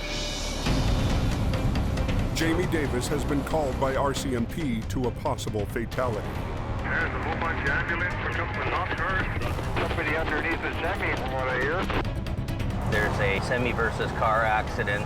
Guy's still trapped in the vehicle, so we're gonna give them a hand here. Holy moly. A car is wedged under a semi. Heavy rain may have caused the car to hydroplane and slide under the trailer. Initially, the driver of the truck didn't even notice. Apparently it was dragged for quite some time, almost a mile. The driver is alive, but still trapped inside. Rescuers have called Jamie in case they need to lift the trailer to extract him. Victim's trapped underneath the trailer in front of the wheels and dragged into this off-ramp. You want to try to lift it all, or are you good? You're good? Wait, he's pinned there. We got to it's going to be a bit. Okay, Not no a whole problem. lot we can do, but we got to work it sideways, so. Okay, okay. The rescue crew rushes to pry the roof off the car. A few minutes later, they have just enough space to get to the victim. Seriously injured, but still conscious, he is carefully loaded onto a backboard. The wreck gets turned over to Jamie. That, eh? Only passenger seat. Right, the whole driver's side's right out. Unbelievable. I know. guy's really lucky, man. Imagine being dragged down the highway for a mile sideways. Man. Most cars are right off.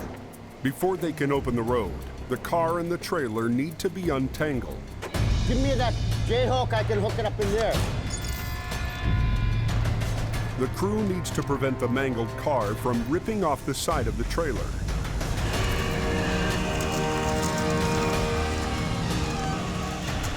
Tractor trailer doesn't need to be towed.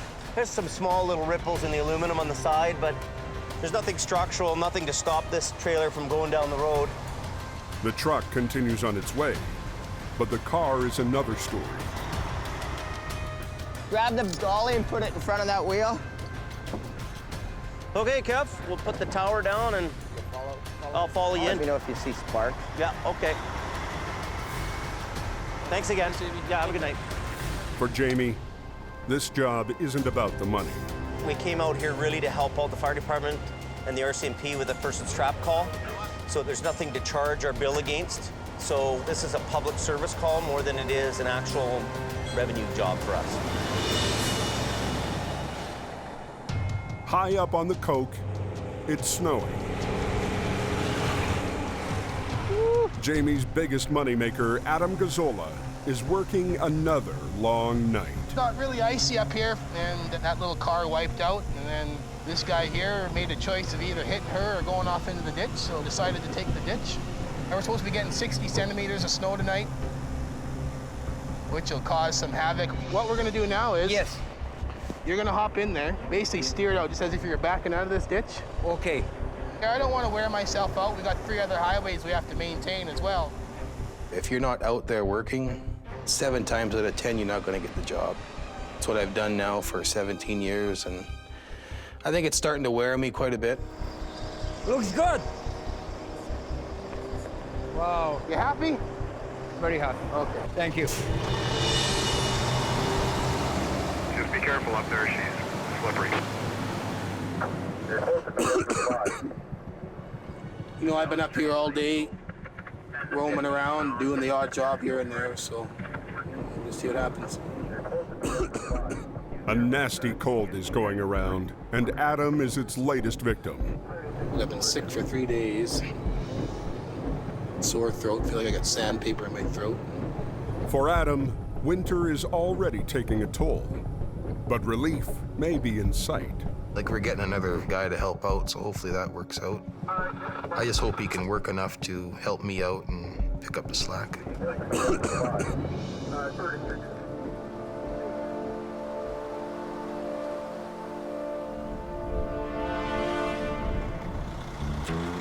The newest addition to Jamie's crew is veteran driver Scott Bird.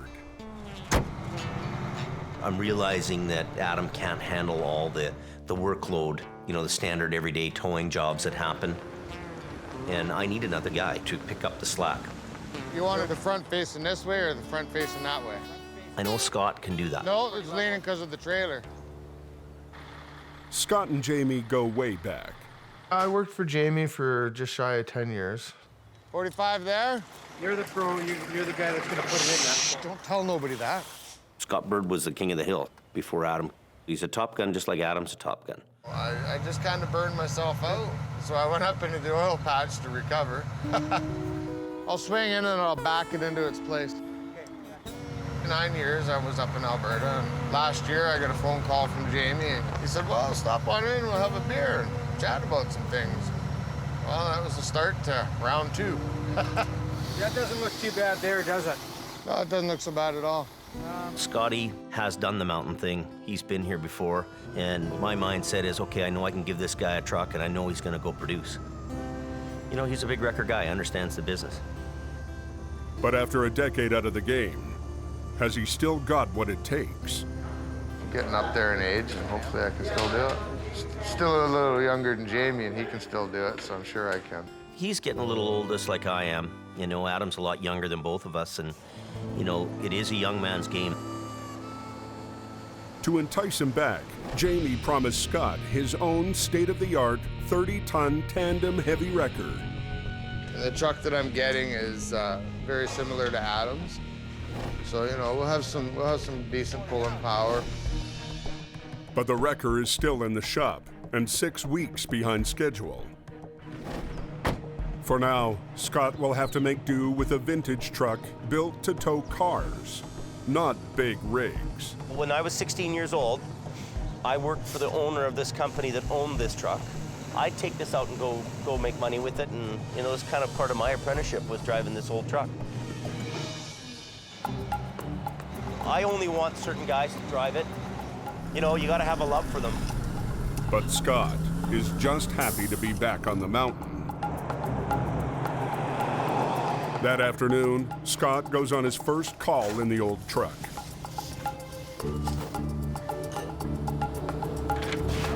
But the winch line is a tangled mess. I'm really getting unimpressed here.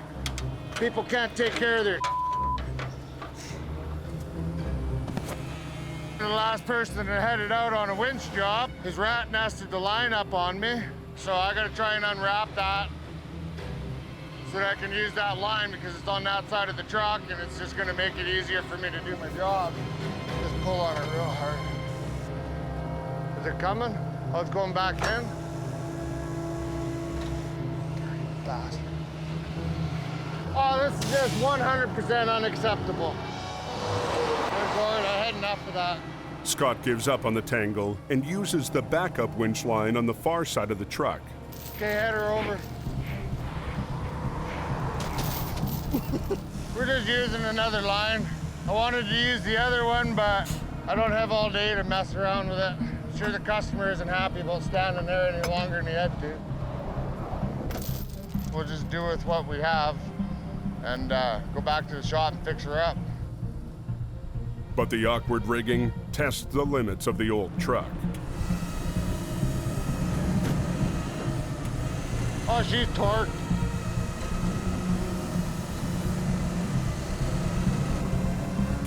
But somehow, Scott still manages to coax the van out of the ditch. Gonna move ahead, give him the last pull I need to give him, hook him up, take him to town. Just when Scott thinks he's home free, Ah, you dirty he's not. son of a...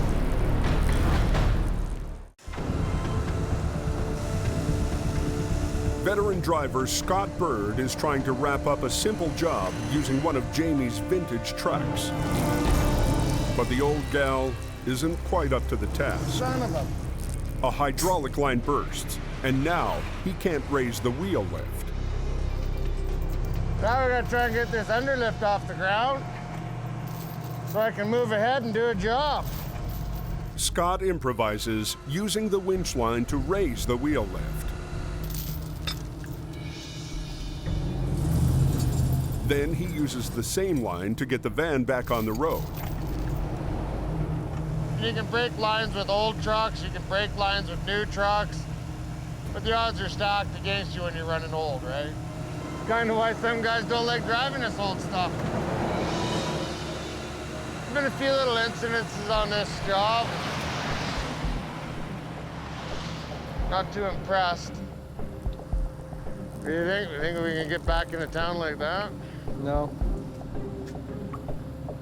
Son of a... Scott gives up and calls Jamie for help. Hey, buddy.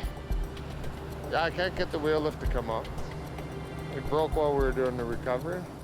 It won't go up at all?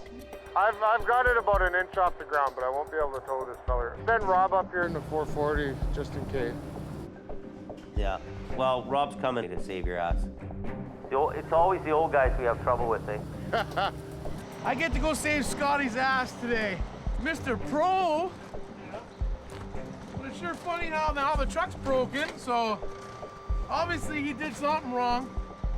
So I get to go up and save the day. Bring back the other vehicle, which will be fun.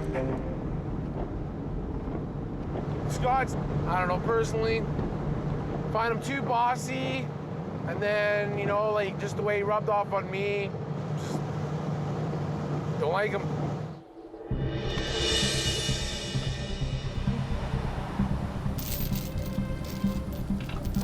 Okay, ready to go? Jump in this thing, and we're gonna just get off the highway. Go past or pull into that next turnaround. With no place to turn around, Gord backs it down the highway. We've been towing it down. It's been rolled over. For safety reasons, you don't want people driving vehicles that have been rolled over. Yeah, whereabouts are you? Just past Brittany Creek Rest Area. We're in the center there in the turnaround. Can't miss it. All right, 10-4.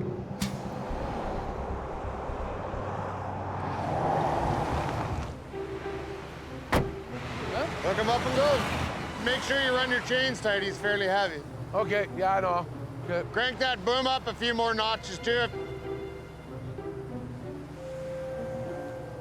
Get him hooked up. Let's go. Chop, chop. Both of you. Okay. Keep coming back, Rob. Hey. Okay, come on back, Rob. Rob, what are you doing? No, don't stuff it under anymore. You want that T-bar to be right here. I know what I'm doing, Scott. This has to be shorter. No, it doesn't. Okay, whatever, man. Scott positions the sling so its chains don't scratch the bumper. What's the matter with that? Okay, let's get off the highway.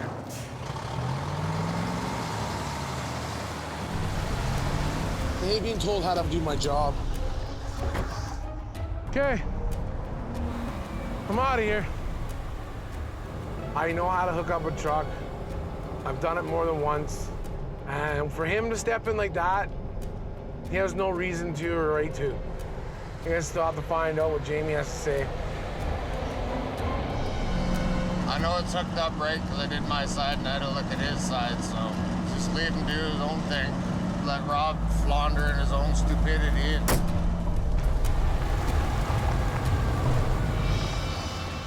Back at the yard, Adam notices another problem with Scott's vintage truck. What the hell happened here? Oh, no.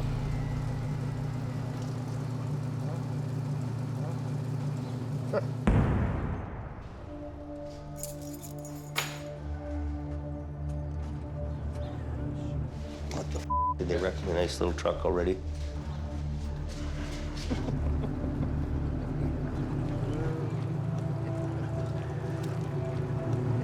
Wall the guardrail or something like that. That wasn't on there the other day when, buddy, that just happened with Scotty. Scotty just did this. He had to, and he didn't tell me about it. What are you laughing about? Oh, just see, look at Hugo. Like Hugo coming in the cable wrapped around the back here.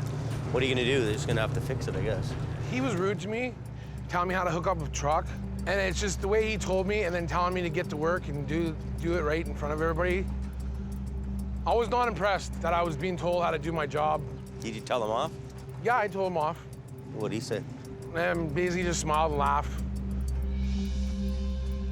Scotty can be a little rough around the edges with people around him sometimes. Well, you know what? I don't want any stress, Jim. I didn't come here for stress. I didn't come here to create it. I came here to do a job all for I'm you. really worried about is ending it. I'm frustrated, and as I get frustrated, I start getting louder and louder and louder. That's all I'm in. I want it ended too. He's butting heads with a few guys because he's just that kind of a guy, you know, bit redneck. If the truck was here and it was rolling down the road, he'd be out in the workplace doing jobs. So really, Scotty needs to be in a truck and he needs to be on the road. But Scott's new truck is still stuck in the shop.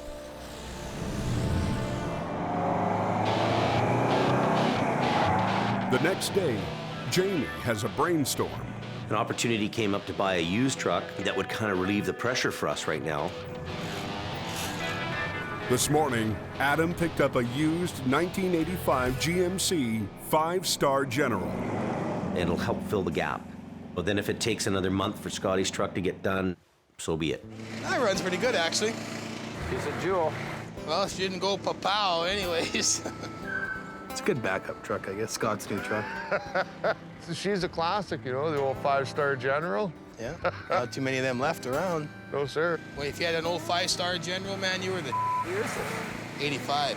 You were the back in 85. What was the other one, the Brigadier? Yeah, Brigadier General. Yeah. The 5-star had the 2 air horns and a dual stacks, eh? Yeah. Runs pretty good. Up until the time that my truck comes, I'm sure if the call comes, it'll get out there and get at her, you know. But the old General still has a few kinks to iron out before it's ready for battle. There's a clutch linkage problem.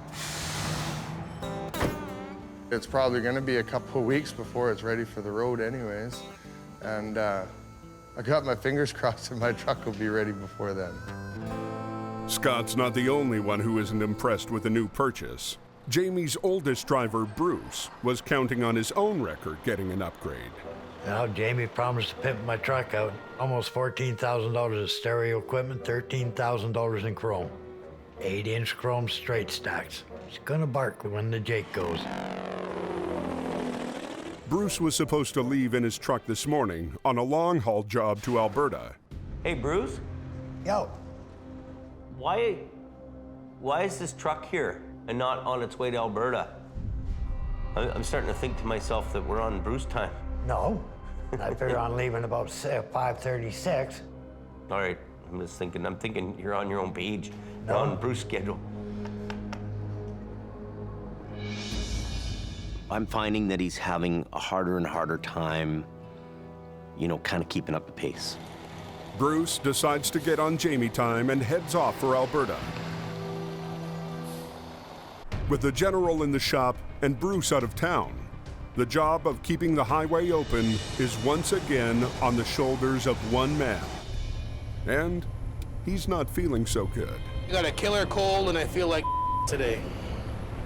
Jamie just told me there was a truck wreck up there, and he told me it was a mail truck, and he wants me to go up and have a look at it and see what we need. Well, there's our mail truck right there. A loaded semi hit ice on a sharp corner and slammed into a concrete guardrail. Holy is he ever lucky, eh?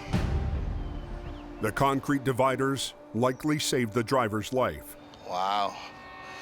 Something else. But it totaled the truck, snapping nearly every wheel along the driver's side. Holy is he ever lucky, eh? Adam is struggling with a nasty cold and a nastier wreck. A semi full of mail didn't make a sharp corner on Highway 3. It crossed into the oncoming lane and hit a concrete barrier. Something else. There's no way he can tow it. Well, it tore all the axles out, twisted them up, down, sideways, took both frame rails, bent them, even knocked out the steering axle. You know, there wasn't too much straight iron left on that thing. I'll phone Jamie and tell him to send the low bed up.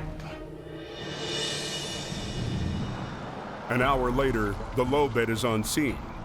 But Adam figures it's too dangerous to attempt to load on the blind corner. Basically a hairpin curve, so there was just no room to block the whole highway there to physically lift it. So the low bed is parked safely down the highway. The company's coming to get their own trailer. I want to get this thing separated so they can back into it. I'm going to winch it out from underneath the trailer, get it out onto the road here and see what I can do with it to straighten that front axle out. You can turn that wheel straight. Yeah, the wheels are going every which way but straight.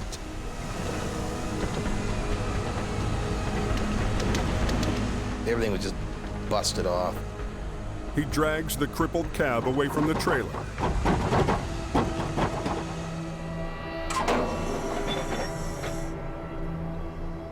Now, he's got to get it on the low bed.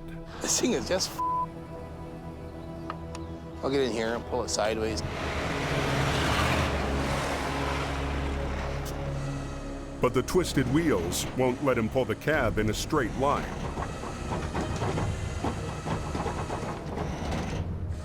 So Adam lifts the two back axles off the ground. He'll try to guide it on using just the front wheels. See, now we got the tires of crooked. That's gonna be a bitch to steer. Chain here. He uses chains to try to lock the front wheels in place. So we got the wheels straightened out just to get it movable enough to get it onto the low bed. And so I had to try to back it on there. Well, we'll give this a whirl. Now he has to back it blind up a ramp that's only slightly wider than the cab. I'll get as close as I can.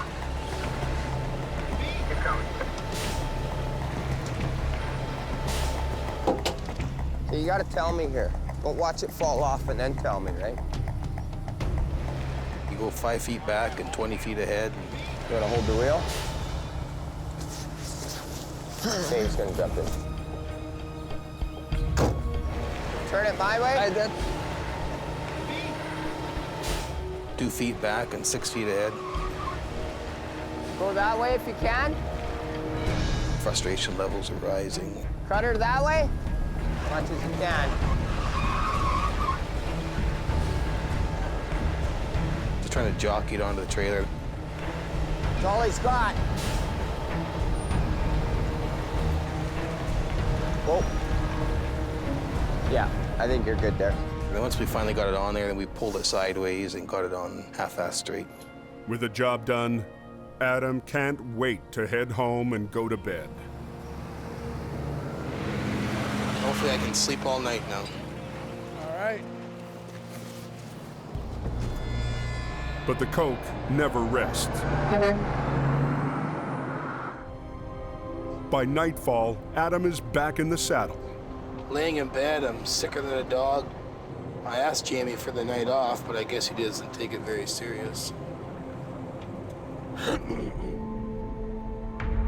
He and Kevin have been sent out to drag a snowplow out of a ditch. I have a job to do, and I try to go as hard as I can. Give me a little. But physically, I was just beat. Mentally, I was challenged, and nothing was going right. Great. I got people relying on me, so the more work I can do, the better off my family is. Well, until next time, old girl. See, that's always my biggest thing, to make sure I can provide a good life for my family. By 9 o'clock, he's heading home again. And hopefully that's where I stay for the night. But the night's still young. Chain up the box, man. Trucks are backing up in the chain-up area. Hey, Stefan, Richard here at VSA Coldwater calling. We're backing up onto the road, and you may have heard we've gone up to a moderate avalanche hazard. Supervisor Richard Enns monitors truck traffic outside the snow shed. They've got chains on, but they're not quite adequate. They've only got single chains on when they really need triples. So that's why they're having issues. This guy might not make it. Keep going, buddy, keep going. Yeah, he's done. Yeah, so this is a perfect example here of what not to do. Forget it, buddy, you're done. Al Quire in Quarterton. Yeah, Al, we got another one spun out here on the bridge. He said he's gonna back up and try and straighten out and go again, but I'm not that confident here. Jamie's main competitor, Al Quiring, has been up on the hill doing tow-ups all night. Big Green to the rescue.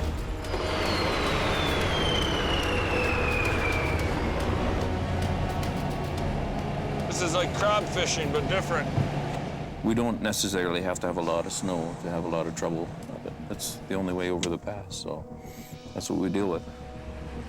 Al Quiring gets this job, but there's plenty more to go around. Westbound, there's a semi in the ditch. It looks like he just wiped out.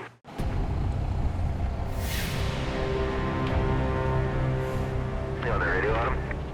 Non-stop wrecks You on there, Adam? and a nasty cold are wearing down Jamie's top guy.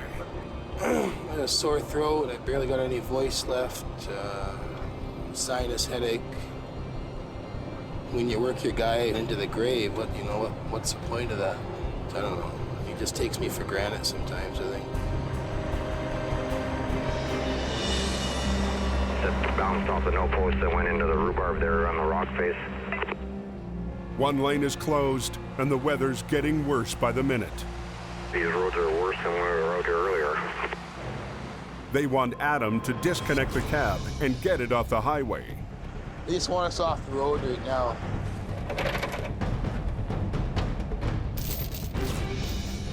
We start trying to give this thing a pull. We're gonna take the truck into town for the night. The highways don't want us messing with the trailer because the trailer's ready to bust in half, so. This thing.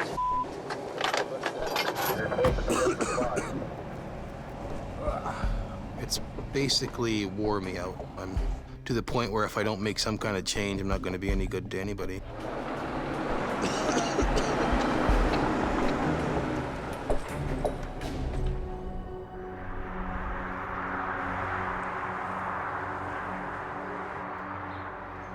Grab some tools. Never know what you need. After an exhausting night, Kevin is up early prepping for a long-haul job. So I'm taking that truck to Vernon. He'll be gone for 2 days. Hammer.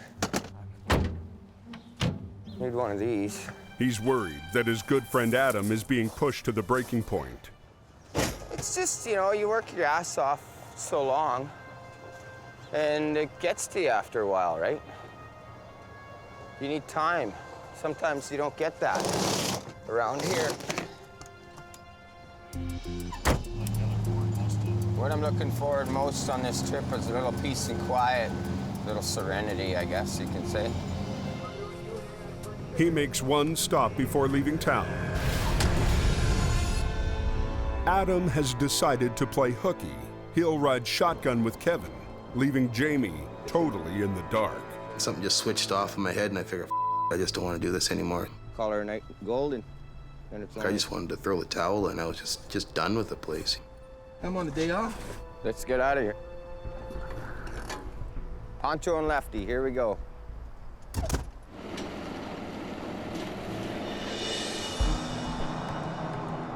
An hour down the road, Jamie phones me and he goes, I need you to go to Edson, Alberta.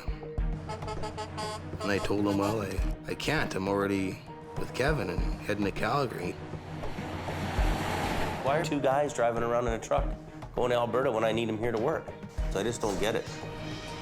I wanted 2 days off, and around here, if you just don't run away, you just don't get time off. Somebody else step up to the plate for a couple days a week. Well, he'll be gone for 2 days. With Adam out of town, Scott gets the Edson job. And Jamie gives him the only truck available, Adam's heavy wrecker. Well, the top dog wants some time off, so. Suppose I'll be the top dog for a day or two, huh?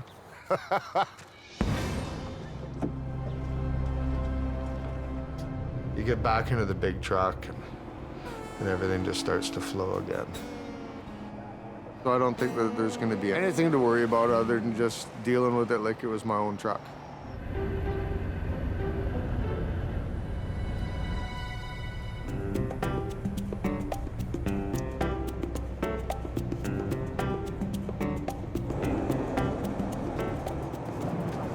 I'm going to Edson, Alberta tonight. Yay-hoo.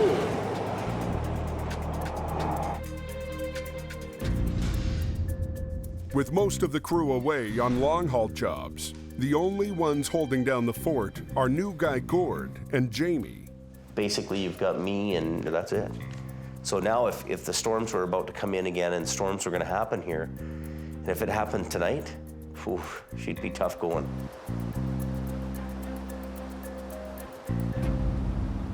Sure enough, later that afternoon, a call comes in for an overturned construction truck.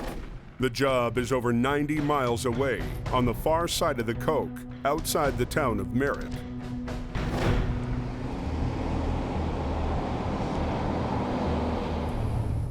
I suggested to them that we do it in the daylight hours, but the push was on to go and get the job done right away. As Jamie and Gord roll up Snowshed Hill, they get flagged down by a driver who needs a quick pull-up. Too much going on and I can't handle it. Well, I'm gonna pull you up to the top of the hill. I'm going to another job, so I'm not gonna tow you, but I'm gonna get you up top, okay? Oh, that's a half hour right off our time right away. That's gonna screw us right up. Nightfall coming on, stormy weather. Pressure's on us right now to go, and I'm not liking it too much.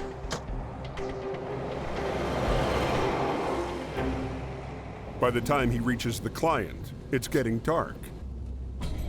And he finds out the job is actually 20 miles down a remote dirt road. Whoa, see that? I just about went off the road there. We're talking about an old off-road road that's, mostly traveled by pickup trucks, not machines that weigh 80,000 pounds. So right off the bat, I'm getting the heebie-jeebies about this call. This is like a goat's trail, this place.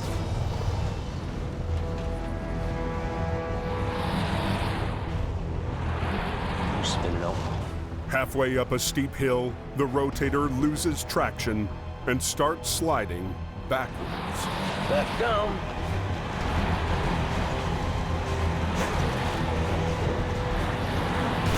Oh my God.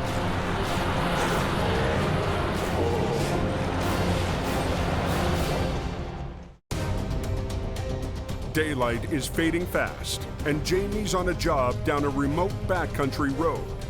Right off the bat, I'm getting the heebie-jeebies about this call. This is like a goat's trail, this place. But halfway up a steep, icy hill. We're spinning out. Okay, we gotta back down. Oh my God. We start spinning out and the truck starts sliding backwards. So I quickly get off the brakes and steer it out and let it go on its own.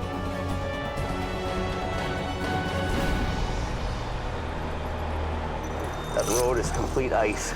They try chaining up to get more traction. We're gonna forge ahead. This time, Jamie engages his lockers. Lockers are up. We better. It's icy right here. Locking the differential forces all the wheels to turn at the same rate. If you got a good straight stretch, you'll make sure the lockers are in, the inner axle, and you're gonna have better complete traction. And it's like a bulldozer. It's gonna go right up the hill, straight, and it ain't gonna stop. But the trade-off is steering. They'll inhibit your steering. You get to a curve, you make sure you're putting the lockers off so that you can steer. Gord helps guide Jamie up the icy hill. So our wheels are slipping off the edge. The road becomes increasingly steeper and steeper and steeper.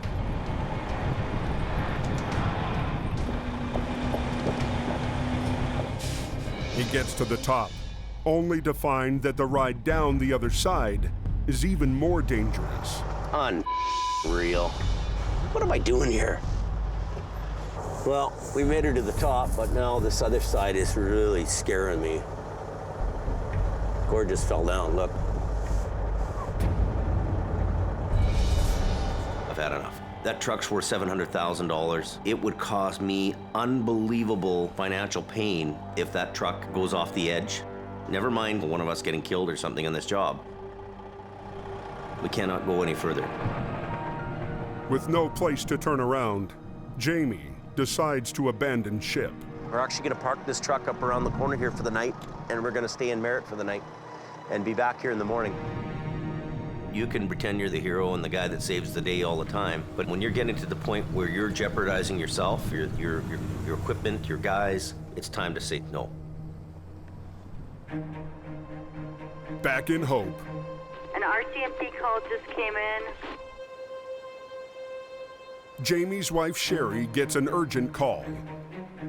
Tractor trailer flipped over on its side. Wood is everywhere, blocking both lanes of traffic. Anybody copy? Holy cow, looks like a war zone.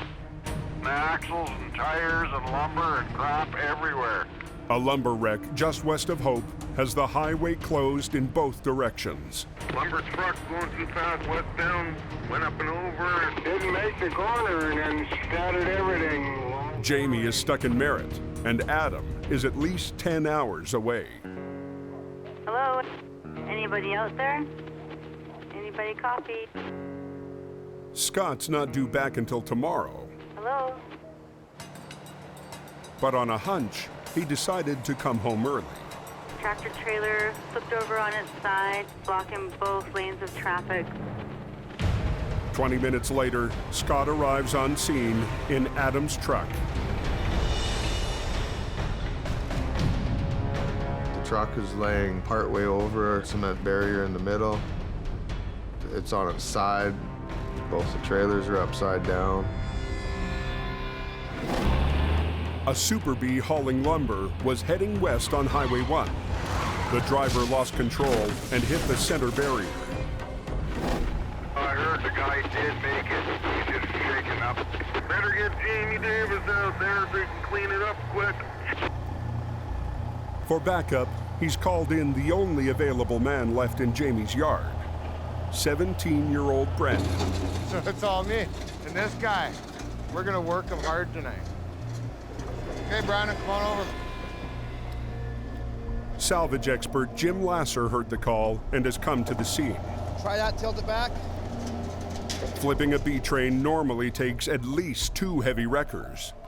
Scott's only got 1. Jim was, oh, we could rotate this and rotate that. And it's like, well, we don't have a rotator. Where do you want this one? After 9 years away from heavy rescue, Scott is eager to prove he still has what it takes. I say, oh, God, what am I going to do? I did this for years and years and years. Why am I getting panicked? I just kind of walk around it once or twice and see if you can come up with something that sort of makes some sort of sense to it all. The trailers are too mangled to split apart. There was no way that I could get in to release any of the fifth wheel plates to do it separately. So he has to flip the cab and both trailers at the same time. I just knew what I had to do. Just straighten it out, flip it over, let's go. He comes up with a plan, something he's never tried before. Using the concrete barrier as a fulcrum, the 2 winch lines from Adam's truck might be enough to flip the entire rig. I had the bonus of the concrete barriers being between me and the trailers. I could use it as an anchor to start them trailers on their rollover. We're gonna suck it into the wall. We're gonna flip it over the wall back into this lane. The truck is sitting on top of the guardrail right now, and it's got a tendency to want to go that way. So we're gonna take it over that way. Well, you're pulling heavier that end, right? What's that? Yeah, if you go up and turn around. Well, actually, let's just give this a whirl. I wanted to go that way, but he says that he thinks the way it's sitting will do less damage by going that way.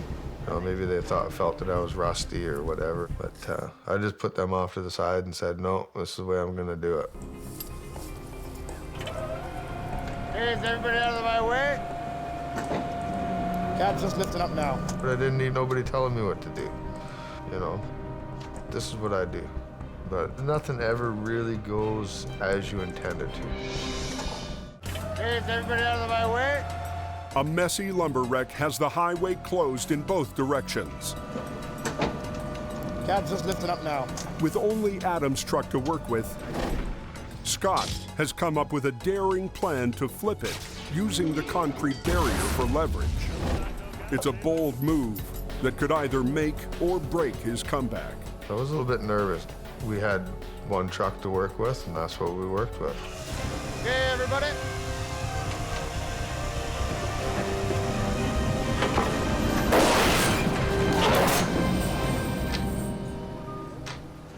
Textbook. Okay, let's rig her down, boys. That worked out perfect, eh? Looked pretty cool, too. You get style points. Perfect, went 100% perfect. Nothing 80% about it was 100% perfect. You don't know until you try. First rollover I'd done in 10 years, and everything worked out perfect. Jamie's brother from Aggressive Towing arrives to haul off the trailers, while Jim's salvage crew clears the lumber. And Scott heads home, victorious. I spoke with the highways guy, and he was very happy with the way things were going. Now we're out of here. Now we're gonna be going home, and hopefully get the covers pulled over me before the phone rings again.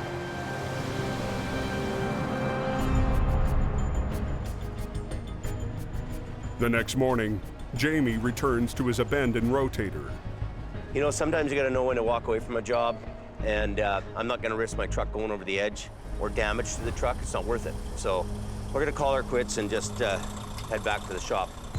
With no space to turn around, Jamie has to use his backup plan. Not for the faint of heart to come down a road like this.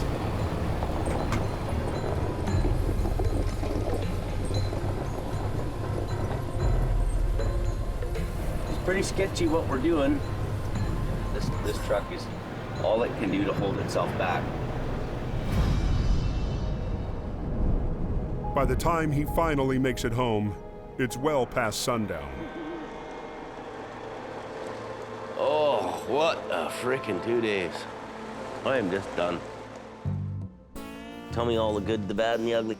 Jamie gets the lowdown on Scott's return performance as a heavy rescue operator. Trailer was right upside down in the fast lane, and he just tightened it up against the guardrail. And the trailer stood up, come right up and over, and the rear just followed. Really, eh? Just picture perfect. Just click, click, click right over. If that was on its side in the canyon somewhere and right flat on its back, it'd be all you could do with 3 trucks to try to get that over. Yeah, it was just perfect. Jamie's old buddy Scott is on the scoreboard. What was really great is that Scott was here. He handles the wreck, it's all done. So having that extra experienced hand has really taken some pressure off us. At least I've got Scotty backing us up. But his MVP Adam is still missing in action. You know, I feel his pain, I really do, but what can I do? Watch it, buddy. Next time on the Highway Thru Hell. He's going like a son of a... 45 tons of lumber jams the Trans-Canada. Oh, this looks bad. Going too fast. While another wreck teeters on the edge. And a complex recovery. I don't know why we're doing it like this. Brings tensions to a boil. I work 24 hours a day. Tearing open a rift between Jamie You're gonna badmouth me on the wreck, right? and his top dog. I don't need this job. Maybe I'll pack up and leave.